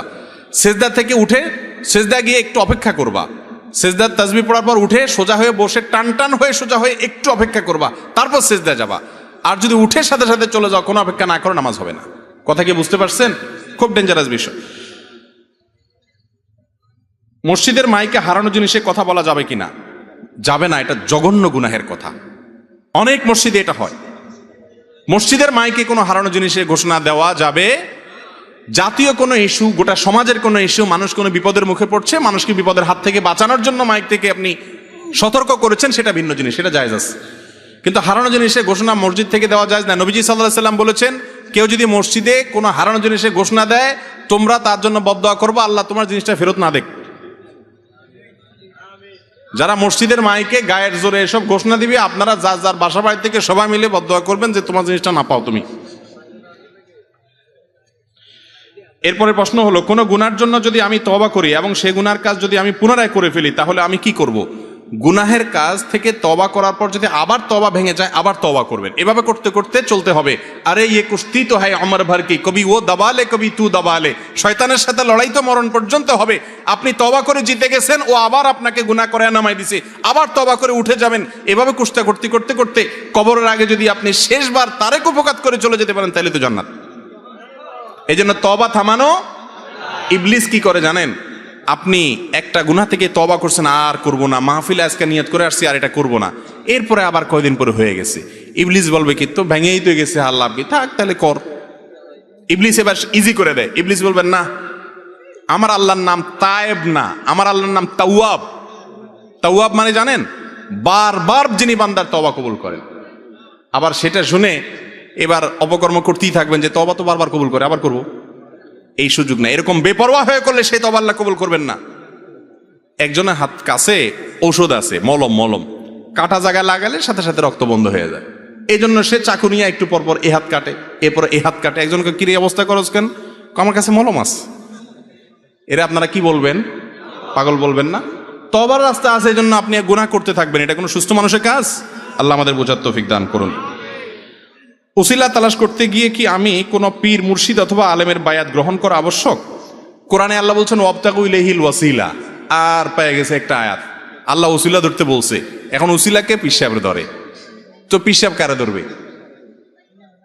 ভাই, এই ওয়াসিলা শব্দের তাফসির ইবনে কাসির, তাফসিরে কুরতুবী সহ সমস্ত তাফসিরি কিতাবগুলো দেখেন, সেখানে যে তাফসির লেখা হয়েছে, এই ওসিলা বাংলা ওসিলা না, এখানে ওসিলা আল্লাহ আরবিতে বলছেন, আল্লাহর ভাষায়। এটার ব্যাখ্যা হলো ইবাদত বন্দেগী করে আল্লাহর নৈকট্য অর্জন করার চেষ্টা করো। আর আমরা আসলে মনে কিছু করেন না। আমি একটা কথা সবসময় বলি যে আমাদের মতো যে সমস্ত দেশগুলোতে নানা রকম মানুষ অভাবে অনটনে, দুর্নীতি এবং অনিয়ম বেশি হয়, সে দেশের সামনের দুয়ার দিয়ে কিছু হয় না, সবই পিছনের দুয়ার দিয়ে হয়। ঠিক না ঠিক? আপনি রেলের টিকিট কাটতে যাবেন, ঈদের আগ দিয়া টিকিট নাই, কাউন্টারে টিকিট নাই, পেছনে আস, 50 টাকা বাড়াই দিলে আস। ঠিক না ঠিক? আপনি এটা কাজে যাবেন, কোনো অফিস আদালতে নাই, স্যারের টেবিলে এটা নাই, পিছন দিয়ে গেছেন, আপনারা পিয়ন বলবে এদিকে আসেন, সেখানে আস। ঠিক না ঠিক? তো লোক ধরলে সবই হয়, লোক ধরা ছাড়া কিছু আমরা মনে করি কেয়ামতে বোধহয় এটা চলবে, এই জন্য আমল টামল করে কি লাভ হবে ভাই? এগুলো দিয়ে কাজ না, পীর ধরো সে পার করে দিবে। ওই পীরও মুগুরের নিচে পড়বে, আপনিও মুগুরের নিচে পড়বেন। কারণ আল্লাহর সামনে কিয়ামতের ময়দানে নবীরা সেখানে অস্থির থাকবে, আপনার পীর কোত্থেকে সুপারিশ করবে? যার যার আমল তার একমাত্র বাঁচার অবলম্বন। অতএব এ কথা ঠিক না যে পীর ধরলে বা ওসিলা ধরলে সে নাজাত করে দিবে। অনেকে আছে দেখবেন, বিশেষ করে বড় বড় ব্যবসায়ীরা আছে, বাংলাদেশে বড় বড় নাম করা কিছু পীর আছে, এদের মুরিদ সব বড়লোক দেখবেন। এই বড়লোক মুরিদগুলো ব্যাককল, পিসাব অবশ্য শিয়ানা। যার কারণে পিসাব এমন সিস্টেম করে যে হাদিয়া তোফা সব আমার কাছে নিয়ে আসো, তোমার আখেরাত আমি দেখবো, টেনশন নেই। এমন দোয়া করে দিব জান্নাত পার করে আল্লাহ জান্নাতের করে মাটির তলে ভরে দিবে। এরম আছে না নাই? অনেক লোক নামাজ কালাম পড়ে না, এবাদত বন্দেগী নাই, পিসাবরে হাদিয়া দেয়। আপনাদের কুমিল্লার একটা ঘটনা আমার ঢাকা এক লোক বলছিল অনেক আগে, আল্লাহ জানে সত্য মিথ্যা, ঘটনা শুনছি আর কি। বলে যে এক লোকের নামাজ পড়তে বলে, আমি মোল্লারা দান দেই না। কয় নামাজ পড়তে আসো? কয় আমি নামাজ পড়তে মুখে, আমি মোল্লারা দান দেই না। মানে মোল্লায় পার করে দিব, ধান দেই, চাঁদা দেই আখেরাতে। মোল্লার বাপের ক্ষমতা আছে কিয়ামতের ময়দানে আল্লাহর কাছ থেকে ছুড়ানোর? মোল্লা নিজে অস্থির থাকবে কিয়ামতের ময়দানে, সবাই সবাইকে ইয়ানফসি করবে। আপনার আমল একমাত্র আপনার অবলম্বন। অতএব এই সমস্ত ভিত্তিহীন কথায় কান দিবেন না। আমি অনার্স তৃতীয় বর্ষের ছাত্র, বয়স 22-23। আমি একটি হারাম সম্পর্কে জড়িয়ে গেছি। আমি চাচ্ছি না এভাবে এটি কন্টিনিউ করতে। আমি দ্রুত তাকে বিয়ে করে নিতে চাই। এ বিষয়ে পরিবারের সাথে কথা বললে আমার বাবা বলে যে তিনি 35 বছর বয়সে বিয়ে করেছেন, এর আগে তুমি করতে পারবে না। কিন্তু প্রেমের কথা সবাই জানে, এক্ষেত্রে বাধা নেই, কিন্তু বিয়েতে সমস্যা। আর আয়ের কথা বললে আলহামদুলিল্লাহ বাবার পজিশন ভালো, ওনার ব্যবসা বাণিজ্য আছে, আমি আপাতত সেগুলো দেখাশোনা করছি। আর তাছাড়া পড়াশোনা করা ছেলে, আমি গ্রাজুয়েশন কমপ্লিট করে ভালো চাকরি করতে পারবো ইনশাল্লাহ। এক্ষেত্রে আমার করণীয় কি? আল্লাহ তাআলা হেদায়েত দান করুক। বাপ বলে 35 বছর বিয়ে করছে, এটা তো মিলে না কথা। আগের যুগের মুরব্বীরা কি এত দেরিতে বিয়ে করতো? খুব কম। আমি তো জানি আগের যুগে এত দেরিতে বিয়ে হতো না। আগের যুগে বিয়ে আগে হতো, তখন চাচি, দাদি, নানি, ওনারা আমাদের এখনকার যুগের মানুষের চাইতে অনেক সুস্থ। এখন তো 20-30 বছর যাতে আমরা হুকুর কাশতে শেষ। আর মুরব্বীরা মাশাআল্লাহ দেখবেন আমাদের চেয়ে শক্ত আল্লাহর রহমতে। তো যাই হোক, এটা কোনো সঠিক কথা না। একটু আগে এই বিষয়ে বিস্তারিত বলছি, এখন আর রিপিট করতে চাই না। আল্লাহ তাআলা আমাদেরকে হেদায়েত দান করুন। মহিলাদের শরীরের মাপ নিয়ে কাপড় সেলাই করা যাবে কিনা? যারা টেইলার্স আছেন ভাই, মহিলাদের কাপড়ের ব্যাপারে মনে রাখবেন, কাপড় তাদের রেডিমেড বাসা থেকে কোনো কাপড় আনলে সেটার মাপ নিয়ে কাপড় বানাবেন। তাদের শরীর থেকে সরাসরি টাচ করে মাপ নেবেন না। যদি নিতে হয় কোনো মহিলাকে ব্যবহার করবেন, আর না হলে যাতে করে পর্দার খেলাপ কোনোভাবে না হয়, টাচ করে আপনি কাপড়ে মাপ নিবেন না। এ ব্যাপারে মা বোন যারা আছেন, আপনারা যারা তাদের অভিভাবক পুরুষরা আছেন, আপনাদের আত্মসম্মান বোধ থাকা উচিত। আপনার স্ত্রী কাপড়ে মাপ দিতে যাবে, ওই টেইলার্স বেটা তার শরীরে যখন হাত দিয়ে মাপ নিতে যাবে, তার মনে বাজে চিন্তা আসবে, ওনাকে নিয়ে উনি জেনা করবে মনে মনে। কিভাবে আপনি সেটা দিতে পারেন? আমি তো এটা চিন্তা করতে পারি না, কোনো আলেম বা কোনো দিনদার মানুষ এটা চিন্তা করতে পারে না। কাপড় দিয়ে দিবেন, তাতে একটু 19-20 হবে, হোক না, তাতে কি? আবার করবেন দরকার হলে। কথা কি বুঝাতে পারছি? সেকুলার শিক্ষা ব্যবস্থায় পড়তে গিয়ে সেখানে আমাদের ইসলাম বিরোধী অনেক থিওরি গেলানো হয়, যেমন নারীবাদ, নারী সহিংসতার পেছনে পর্দা প্রথা, ধর্মীয় গোড়ামিকে দায়ী করা হয়। এছাড়া মৌলবাদ পড়ানোর নামে পরোক্ষভাবে এটা বোঝাতে চায় যে ইসলাম মানেই মৌলবাদ। এখন আমাদের পরীক্ষা পাশ করার জন্য এগুলো পড়তেও লিখতে হয়। এক্ষেত্রে আমাদের করণীয় কি? পরীক্ষা পাশ করার জন্য এগুলা আপনি পড়ছেন, আপনি জানলেন যে শিক্ষার নাম দিয়ে কুশিক্ষা যে আছে, এগুলো আপনি জানলেন, সেই ধারণা নেওয়ার জন্য আপনি পড়েছেন, কিন্তু আপনার এগুলোর প্রতি বিশ্বাস নাই, বরং কিভাবে এগুলো থেকে সমাজকে মুক্ত করা যায় সেই চিন্তা আপনি করছেন। ইনশাআল্লাহ এরকম উদ্দেশ্য যদি থাকে, পরীক্ষায় এগুলা লিখলে গুনাহ হবে না। আল্লাহ তাআলা আমাদের শিক্ষা ব্যবস্থাটাকে এই ধরনের ধ্বংসাত্মক বিষয়গুলো থেকে হেফাজত করার তৌফিক দান করুন। সংশ্লিষ্টদের কাছে আমাদের আবেদন, পর্দাকে যদি কেউ প্রথা বলে, পর্দাকে যদি কেউ তাচ্ছিল্য করে, সে সাথে সাথে বেঈমান হয়ে যাবে। কারণ সূরা নূর, সূরা আহজাব, এই সমস্ত সূরার বিভিন্ন আয়াতের আলোকে পর্দা করা ফরজ। আল্লাহর এই ফরজ বিধান না মানার কারণে পৃথিবীতে সমস্ত অশান্তি। বিভিন্ন দেশে শুনবেন যে মেয়েদের প্রতি পাশবিক নির্যাতন, ধর্ষণ, এগুলো থামাইতে পারে না। পরে বলে কি, ভারতেই বোধহয় দেখছি কোন রাজ্যে নিয়ম করছে যে মেয়েরা প্যান্ট পরতে পারবে না, জিন্সের প্যান্ট। কেন? কারণ সে নিজেকে অশ্লীলভাবে উপস্থাপন করার কারণে এই নির্যাতনের ঘটনা ঘটে। অতএব আসতে হবে কোথায়? ঘুরে ফিরে ইসলামে। উপায় নাই, ওই জায়গায় আসতে হবে। স্ত্রীকে তালাক দেওয়ার পর তওবা করে আবার ফেরত আনা যাবে কিনা, তালাকের সঠিক মাসালা জানতে চাই। তালাক দেওয়ার পর তওবা করে তালাক আনার কোনো সিস্টেম নাই। কাবা শরীফের ইমাম সাহেব, মদিনার ইমাম সাহেব, বাইতুল মুকাররমের ইমাম সাহেব, তিনে ইমাম মিলে যদি তওবা পড়ে তারপরও তালাকের পর আর ফেরত আনার কোনো সিস্টেম। তালাক যদি দেওয়ার সময় হিসাব করে তালাক দেন তাহলে ফেরত আনবে। এবার ইনশাল্লাহ ওয়াজে একটা জায়গায় ওয়াজ করব শুধু তালাক নিয়ে, আমার চিন্তা আছে, প্ল্যান আছে। কারণ এই দেশে মানুষ তালাক দিতে গিয়ে এত ভেজাল করে যেটা বলার মতো না।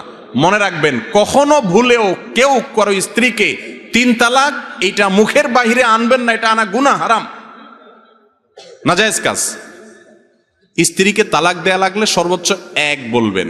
আমাদের যখন জোশ উঠে শরীরে, রক্ত যখন উঠে যায় মাথা, কিসের 3 তালাক? তয় 3000 তালাক, বেগুন তালাক, হ্যাঁ, সিম তালাক, স্ত্রীর তালাক, তার বাপ মা 14 গোষ্ঠী সহ তালাক। মাথা নষ্ট হয়ে কি বলে নিজেও ঠিক থাকে না, ঠিক না ঠিক? ধৈর্য শুধু মারা উচিত। আমার এক ওস্তাদ ছিলেন খুলনাতে, এফতা পড়ছি যার কাছে, ওনার কাছে তালাকের মাসালা জিজ্ঞাসা করতে আসলে আমরা দেখতাম একটা ব্যাট থাকতো, কথাবার্তা পরে, আলোচনা পরে, মাসালা পরে শুনতেন। আগে গদির নিচে ব্যাটটা বাইর করে ধুমায়া পিটে নিতেন, এরপরে বলতেন বলো মাসালা কি। কিছু হইলেই বউ তালাক, কিছু হইলেই বউ তালাক, তালাক তালাক 14 গোষ্ঠী ধরে তালাক। একাধিক বেশি তালাক, একটা তালাক দিলে ফেরত নিতে পারবেন, দ্বিতীয় তালাক দিয়েছেন তবুও ফেরত নিতে পারবেন, কিন্তু 3টা দিয়ে ফেলেছেন আর ফেরত নেওয়া যাবে না। একসাথে 3টা তালাক দেওয়া গুনাহ। চরিত্রহীন কোনো ব্যক্তিকে ভোট দিয়ে নেতা বানানো যাবে কিনা? যার চরিত্র ভালো নাই এরকম ব্যক্তিকে নেতা বানালে গুনাহ হবে। কারণ সে নিজে চরিত্রহীন, সে নেতা হয়ে চরিত্রহীন কাজ করবে, কোনো ভালো কাজ করবে না। এটা যারা দায়িত্ব, এই আমানতের খেয়ানত করবে, তারা প্রত্যেকের জন্য দায়ী হবে এবং গুনাহগার হবে। আমাদের সমাজে মসজিদগুলোতে বাচ্চারা আসে, কিন্তু একটু দৌড়াদৌড়ি করলে বা দুষ্টুমি করলে বয়োজ্যেষ্ঠরা ওদেরকে ধমক দেয়, মনে হয় ওরা অনেক বড় অপরাধ করে ফেলেছে। বাবারা, মুরব্বীরা যারা আছেন আমাকে শুনতেছেন, করজোড় করে আপনাদের কাছে বলি, এই কাজটা করবেন না, আল্লাহর কাছে অপরাধী হবেন। বাচ্চারা মসজিদে এসে যদি দুষ্টামিও করে, নিজে নিজে হজম করবেন। বেশি দুষ্টামি করতেছে, বাচ্চার বাপকে ডেকে এনে আলাদা বুঝাই দিবেন যে বাচ্চারা তুমি কন্ট্রোল করো। বাচ্চাকে ধমক দিবেন না, কারণ বাচ্চা মসজিদ থেকে ধমক খাইতে খাইতে মনে করবে যে সমাজের সবচেয়ে খারাপ লোকগুলো মসজিদেই থাকে, ও মসজিদে আর আসবে না। আজকের বাচ্চা আগামীর মুসল্লি, সে কি বুড়া হয়ে মসজিদে আসবে নাকি? ছোটবেলা থেকে মসজিদে না আসলে, নবীজি সাল্লাল্লাহু আলাইহি সাল্লাম সেজদা গেছেন, তার কাঁধের উপরে তার নাতি উঠে বলেছেন রাদিয়াল্লাহু তাআলা আনহু, নবীজি সাল্লাল্লাহু আলাইহি সাল্লাম অপেক্ষা করেছেন, নাতির শখ মিটে গেছে, ঘোড়ার উপরে বসা, এরপরে নিচে নামছে, তারপরে নবীজি সাল্লাল্লাহু আলাইহি সাল্লাম মাথা উঠাইছেন। হাদিসে এটা পাওয়া যায় না। এই সেজদা শেষ করে, নামাজ শেষ করে ফাতেমা রাদিয়াল্লাহু তাআলাকে ডেকে এনে ধমক দিয়েছেন, এই মেয়ে কেন নাতিকে ধরো নাই, আমার নামাজে ডিস্টার্ব হয়েছে, এটা তিনি বলেন নাই। বাচ্চাদের এটুকু ডিস্টার্ব হজম করার ক্ষমতা থাকতে হবে। কেউ কেউ বলে আমাদের আইয়ুব নবী বিবাহের আগে প্রেম করেছেন, তাহলে আমাদের কেন হারাম হবে? বিবাহের আগে আমাদের প্রেম ভালোবাসা হালাল করার কোনো পদ্ধতি আছে কিনা? আউযু বিল্লাহি মিনাশ শাইতানির রাজিম। এটা কেমন কথা রে ভাই? ভালো করে শুনেন, হাসির কথা না। আল্লাহর নবী তার ব্যাপারে যে মিথ্যা অপবাদ দিয়েছেন ভাই, প্রথম কথা হলো আপনি তওবা করেন। আল্লাহর কোন নবী কোন গুনাহে ঠান্ডা মাথা, এই যে এই ধরনের গুনাহ যেগুলো নবীর নবুয়তের উপরে ত্রুটি হতে পারে বা যে কোনো ধরনের গুনাহ, আল্লাহ তাআলা এগুলো থেকে তাদেরকে মাসুম রেখেছেন। কোন গুনাহে এই যে আপনি একটা অপবাদ দিলেন আইয়ুব নবীর কথা, ইউসুফ আলাইহিস সালামের কথা অনেকে বলে, এগুলো ডেঞ্জারাস অপরাধ, মহা অপরাধ, ঈমান যাওয়ার মতো কথা যদি তামাশা করে বলেন, খবরদার। আল্লাহর কোন নবী এরকম কাজ করেন নাই। আইয়ুব আলাইহিস সালামের ব্যাপারে অনেকগুলো ইসরায়েলি রিওয়ায়াত পাওয়া যায়, ইহুদিদের বর্ণনা, সেগুলোতে এই ধরনের অনেক কথা বলা আছে যেগুলো অত্যন্ত ভয়াবহ এবং সঠিক নয়, ভুল, হারাম জিনিস। আল্লাহ তাআলা আমাদেরকে বাঁচার তৌফিক দান করুন। নিজে আকাম করবেন, আবার নবীকে টানতেছেন সেটার জন্য। আস্তাগফিরুল্লাহ। বাংলাদেশে উম্মতের ঐক্যের জন্য সাধারণ মুসল্লিরা কি ভূমিকা পালন করতে পারে, আর আলেম সমাজ কি ভূমিকা পালন করতে পারে? এটা তো 2 ঘন্টার ওয়াজ, সময় নাই। শুধু এটুকু বলি, আপনারা সাধারণ মানুষ হুজুরদের মধ্যে লাগালাগি করবেন না, মেহেরবানি করে। ক্যামেরাওয়ালা ভাইরা আল্লাহর ওয়াস্তে গুতাগুতি লাগাবেন না, খোঁচাখুচি করবেন না। আর আলেম ওলামারা, ওনারা যদি কেউ খোঁচাখুচি করে তাহলে সেই আলেমকে বর্জন করবেন। কথা কি বুঝতে পারছেন? যে আলেম খোঁচাখুচি করে, কামড়া কামড়ি করে, ঝগড়াঝাটি করে সারাদিন, সে আলেমকে বাদ দিয়া যে আলেম কোন হাদিসের কথা বলে, ঝগড়াঝাটি করে না, ভুল হলে অবশ্যই আছে, আমি ভুল হলে আরেকজন বলবেন, কিন্তু বলার সিস্টেম আছে। ইসলাম আমাদেরকে অসুন্দরভাবে কিছু করতে বলে নাই। আমাদের দেশটা যেন শান্ত থাকে, স্থিতিশীল থাকে, অশান্ত যেন না থাকে, সে দায়িত্ব আমাদের। জামাতে অজু ছুটে গেলে করণীয় কি? অর্থাৎ জামাতে দাঁড়াইছেন, অজু ছুটে গেলে অজু করে এসে বাকি নামাজ সেখান থেকে কন্টিনিউ করতে পারবেন। ইমাম সজদা দিলে মাজবুক ব্যক্তি কিভাবে আদায় করবে? ইমাম সজদা দিলে মাজবুককে সজদা দিতে হবে, তারপরে সে কি করবে? বাকি নামাজ শেষ করবে। বিদেশ থেকে শ্রমিকরা ব্যাংকের মাধ্যমে টাকা পাঠায়, বর্তমানে বিভিন্ন ব্যাংক তাদের পাঠানো টাকার সাথে 2% না 2.5% অতিরিক্ত টাকা দিচ্ছে। এটা কি সরকার দিচ্ছে প্রণোদনা হিসাবে, নাকি ব্যাংক দিচ্ছে? এটা সরকার দিচ্ছে, ব্যাংক দিচ্ছে না। এটা সুদ হবে না, এটা খাওয়া সম্পূর্ণ হালাল। সরকার সঠিক ওয়েতে টাকা পাঠানোর জন্য এটা প্রণোদনা দিচ্ছে, এই টাকাটা গ্রহণ করাতে কোনো অসুবিধা নাই। ইসলামের বিধিবিধান পুরোপুরি না মানা ব্যক্তি কি ইসলামের দাওয়াতের কাজ করতে পারবে? যে যতটুকু জানে সে ততটুকু দাওয়াতি কাজ করতে পারবে। পুরোপুরি ইসলামের বিধান কেউ মানতে পারে না, আমরা চেষ্টা করি সবাই, অতএব দাওয়াতি কাজ করতে পারবে। যদি বলেন যে 100% মানতে হবে, তাহলে কেউ দাওয়াতি কাজ করতে পারবে না। পরিবারের বাবা চাচাদের মাঝে দ্বন্দ্ব, কিভাবে সবাই মিলেমিশে থাকতে পারি? বাবা চাচাদের দ্বন্দ্বে সন্তানরা জড়াবেন না। বিয়ের কাবিন করার সময় দেখা যায় যে মেয়ের সাথে আলোচনা না করে ঠিক করা হয়, দেন মোহর কত হবে, এটা কতটা সঠিক?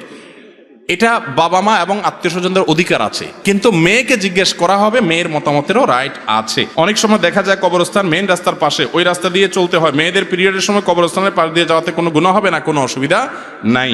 কোরআন শরীফ খতমের সময় দেখা যায় শেষের লেখাগুলি অনেক ছোট ছোট থাকে, খতমের দোয়া নামে সেগুলো পড়া কি আবশ্যক? সেক্ষেত্রে পড়াশোনা ভুল হওয়ার সম্ভাবনা থাকলে করণীয় কি? খতম শেষে কোরআন পড়ে শেষ করলে কোনো দোয়া পড়ার কথা নবী সাল্লাল্লাহু আলাইহি ওয়াসাল্লাম শিক্ষা দেন নাই, এরকম কোনো দোয়া নাই। তবে হ্যাঁ, কিছু দোয়া আছে বিভিন্ন সালাফ থেকে বর্ণিত আছে, সেগুলো চাইলে কেউ পড়তে পারেন, তবে সুন্নাহ দ্বারা নবী সাল্লাল্লাহু আলাইহি ওয়াসাল্লাম সুন্নাহ থেকে সাব্যস্ত নয়। মেয়েদের সৌন্দর্য বৃদ্ধির জন্য যে ক্রিম বা অন্যান্য হার্বাল প্রোডাক্ট ব্যবহার করা হয়, এটা কি ইসলামে জায়েজ আছে? আল্লাহর দেয়া সৌন্দর্য কি কোনোভাবে বিকৃত করা হয়? হার্বাল ক্রিম দিলে কি সৌন্দর্য বিকৃত হয়ে যায়, কালো মানুষ সাদা হয়ে যায়? তো অসুবিধা কি? কোনো অসুবিধা নেই, এগুলা বেশিরভাগই তো বোগাস, বেশিরভাগই কি বোগাস।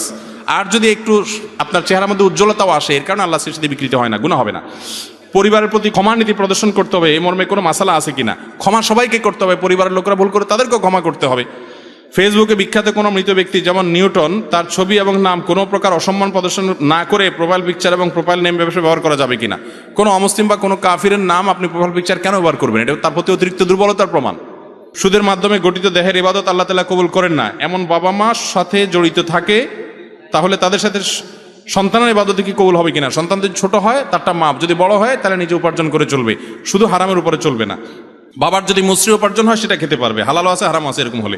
মহিলারা টাকনুর উপরে কাপড় পরিধান করে, সেক্ষেত্রে অভিভাবকদের করণীয় কি? তাদেরকে বুঝাবে যে বাহিরে পরপুরুষের সামনে গেলে টাকনুর নিচে পড়বে, বাসায় পড়তে পারে টাকনুর উপর, অসুবিধা নেই।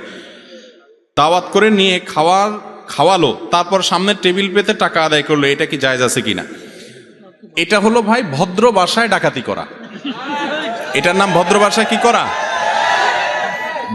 ডাকাতি করার সময় একটা অস্ত্র হাতে রাখে, আর এখানে ডাকাতি করার সময় একটা টেবিল চেয়ার কিছু পান সুপারি সামনে রাখে। পার্থক্য এটা, ডাকাতের হাতে এক জিনিস থাকে, এখানে আরেক জিনিস থাকে, জিনিস একই। আরে ভাই, হোটেলেও তো খাওয়ার পরে যাওয়ার সময় বলে বিল কত হয়েছে, আর এখানে ঢুকার সময়ই বলে আগে দেন তারপরে ঢুকেন, ঠিক না বে ঠিক? এটা খুব নির্লজ্জ একটা কালচার। যুবকরা যারা বিয়ে করেন নাই, আপনারা প্রতিজ্ঞা করেন আমাদের বিয়েতে এই সমস্ত এই ভিক্ষার টেবিল নিয়ে বসতে দেব না।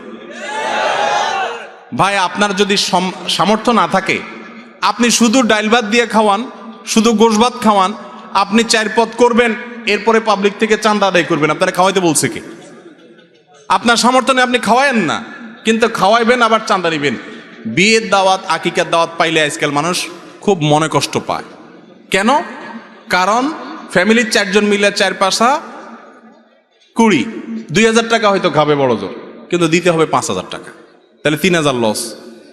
এটা উচিত না ভাই। এই নির্লজ্জতা দুনিয়ার কোনো দেশে আছে কি জানি না, আমাদের দেশে আছে। যুবকরা এই সমাজের ত্রুটি ভাঙতে হবে। আমরা শুরু করবো তো ইনশাআল্লাহ। বিয়ের কার্ডে লেখা দিবেন, বিবাহ একটি ইবাদত, সামাজিক অনুষ্ঠান, আমার জন্য দোয়া করবেন, বিবাহে এসে দাওয়াত খেয়ে যাবেন, অনুগ্রহ করে কোনো উপহার আনিবেন না, আনিলেও গ্রহণ করার ব্যবস্থা থাকিবে না, এটার ব্যবস্থা করবেন। মুরব্বীরা হয়তো অনেক সময় বলবে এটা কি করো তুমি, কিন্তু বিনয়ের সাথে ঝগড়াঝাটি না করে তাদেরকে বোঝাতে হবে। আল্লাহ আমাদের তৌফিক দান করুন। বেনামাজের সাথে বন্ধুত্ব রাখা যাবে কিনা? বেনামাজের সাথে বন্ধুত্ব রাখা যাবে তাদেরকে নামাজি বানানোর জন্য, কিন্তু বন্ধুত্ব রাখলে যদি আপনি খারাপ দিকে চলে যাওয়ার সময় থাকে তাহলে রাখবেন না। বেনামাজের হাতের তৈরি খাবার খাওয়া যাবে কিনা? যাবে। হাতের তৈরি তো অমুসলিমেরটাও খানা যাবে, হালাল হলে যারটাই হোক না কেন খাওয়া যাবে। নামাজে ইমাম ভুল করলে মুক্তাদি কি সংকেত দিবে, কি বলে? আল্লাহু আকবার নাকি সুবহানাল্লাহ? সুবহানাল্লাহ। কিন্তু আমাদের দেশে বেশিরভাগ মানুষ কি বলে? আল্লাহু আকবার। নবীজি বলেছেন আত-তাসবিহু লিন-নিসা ওয়াত-তাসবিহু লির-রিজাল। ইমাম ভুল করলে সুবহানাল্লাহ বলতে হবে পিছন থেকে, আমরা কি বলি?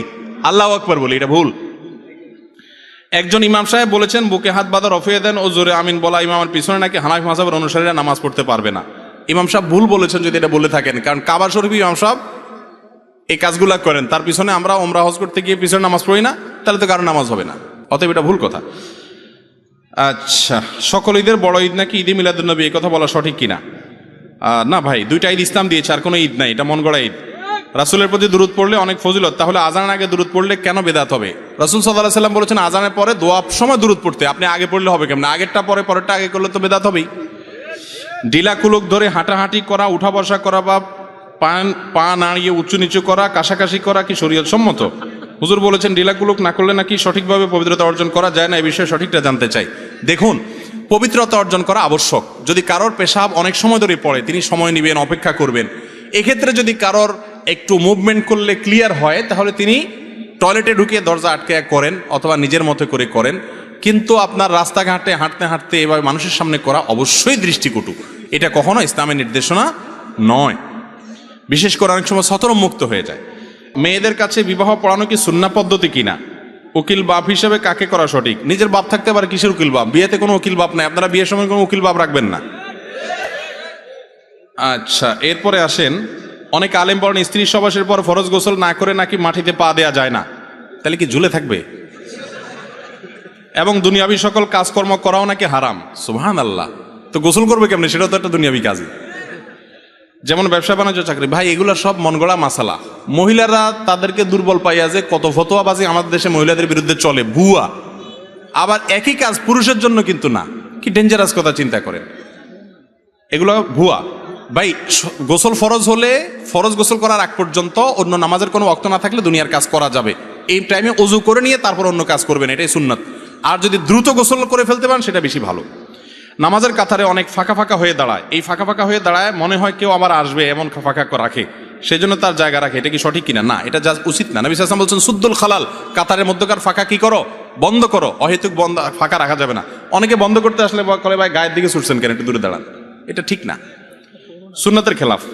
করোনা কোথায়? করোনা পালায় গেছে, করোনা দুনিয়াতে আছে। তাকবীরে তাহরিমের আগে মুসল্লার দোয়া পড়া ও মুখে উচ্চারণ করা, নিয়ত পড়া কি বিদআত? নবীজির যুগে কি মুসল্লা ছিল? তো মুসল্লার দোয়া আসবে কোত্থেকে? মুসল্লার কোনো দোয়া হাদিসে নাই ভাই। মৃত ব্যক্তিকে সামনে রেখে কোরআন খতম দেয়া কি সুন্নত না বেদাত? মৃত ব্যক্তিকে সামনে রেখে কোরআন পড়ার কোনো নির্দেশ নাই। মারা গেলে দ্রুত তাকে কাফন দাফনের ব্যবস্থা করতে হবে, তার জন্য দোয়া করতে হবে। লাশ কাঁধে নেওয়ার সময় 10 কদম পর পর কাঁধ পরিবর্তন করা কি সঠিক পদ্ধতি? না, এর কোনো নির্দেশ শরীয়তে দেওয়া হয়নি। এটা আমাদের নিজেদের, যে আমরা চেঞ্জ করাটাকে জরুরি মনে করি, আমরা নিজেরা বানাইছি।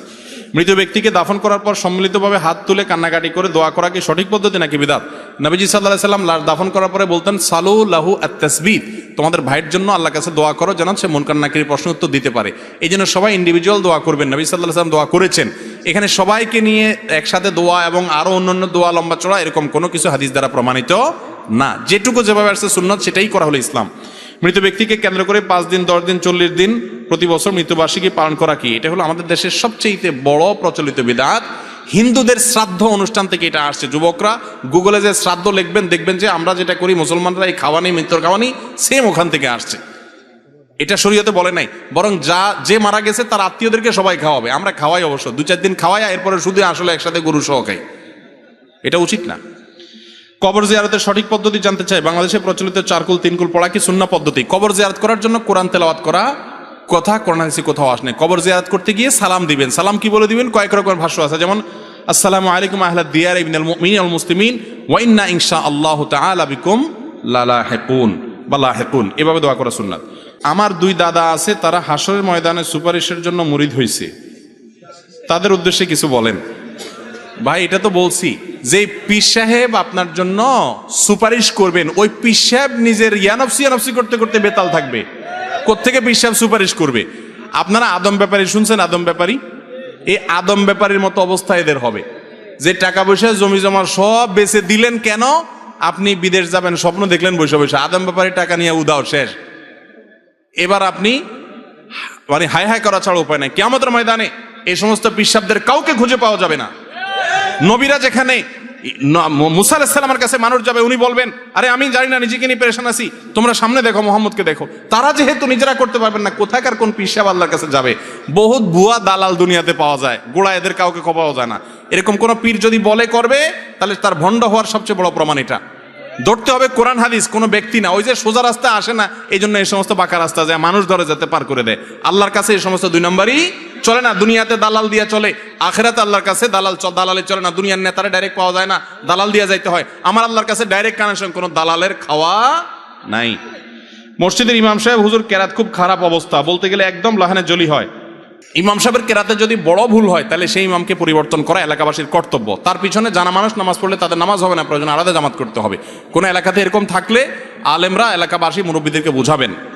বেনামাজির জানাজা দেওয়া যাবে কিনা, এটাও বিরাট আলোচনা সাপেক্ষ বিষয়। যদি নামাজ কেউ জীবনে একবারও পড়ে নাই, নামাজকে তাচ্ছিল্য করতো, তাহলে তো সে ইসলাম থেকে খারিজ।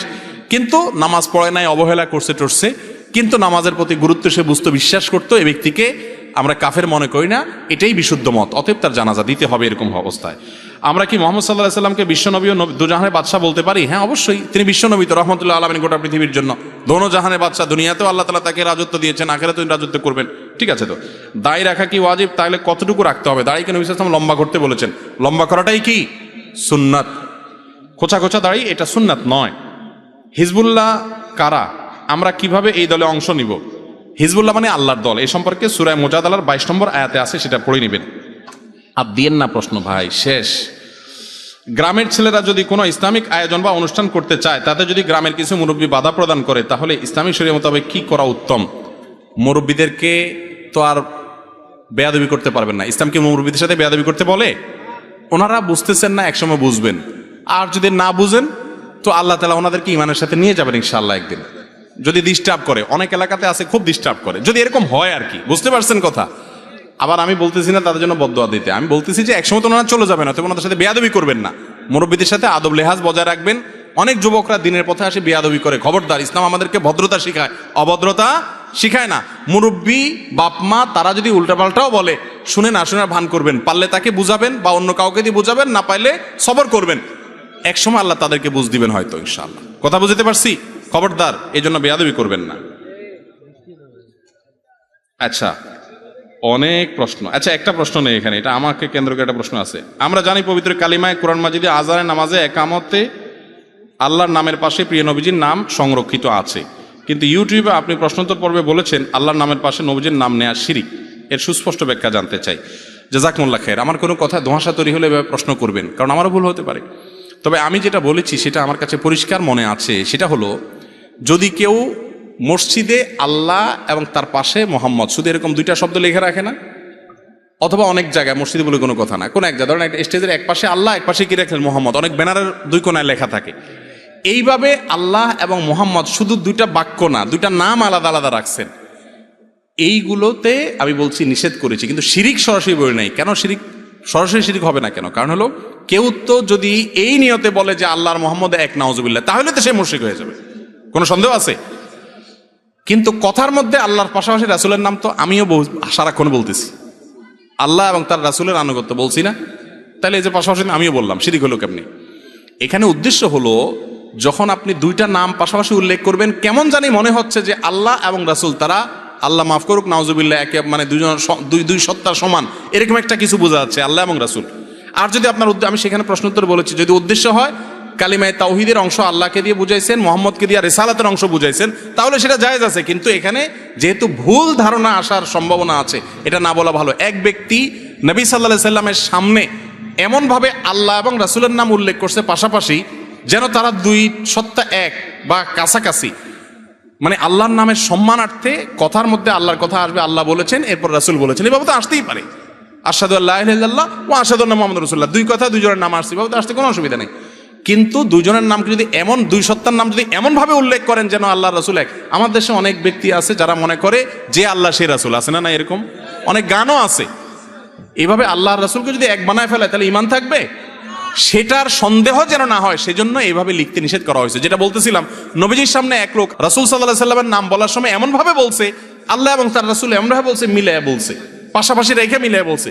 তখন নবীজি তাকে ডেকে বলছেন, বিসাল খাতিবু আনতা, তুমি খুব বাজে বক্তা, খারাপ বক্তা তুমি, কারণ তুমি আল্লাহর নামের সাথে আমাকে মিশিয়ে ফেলছো।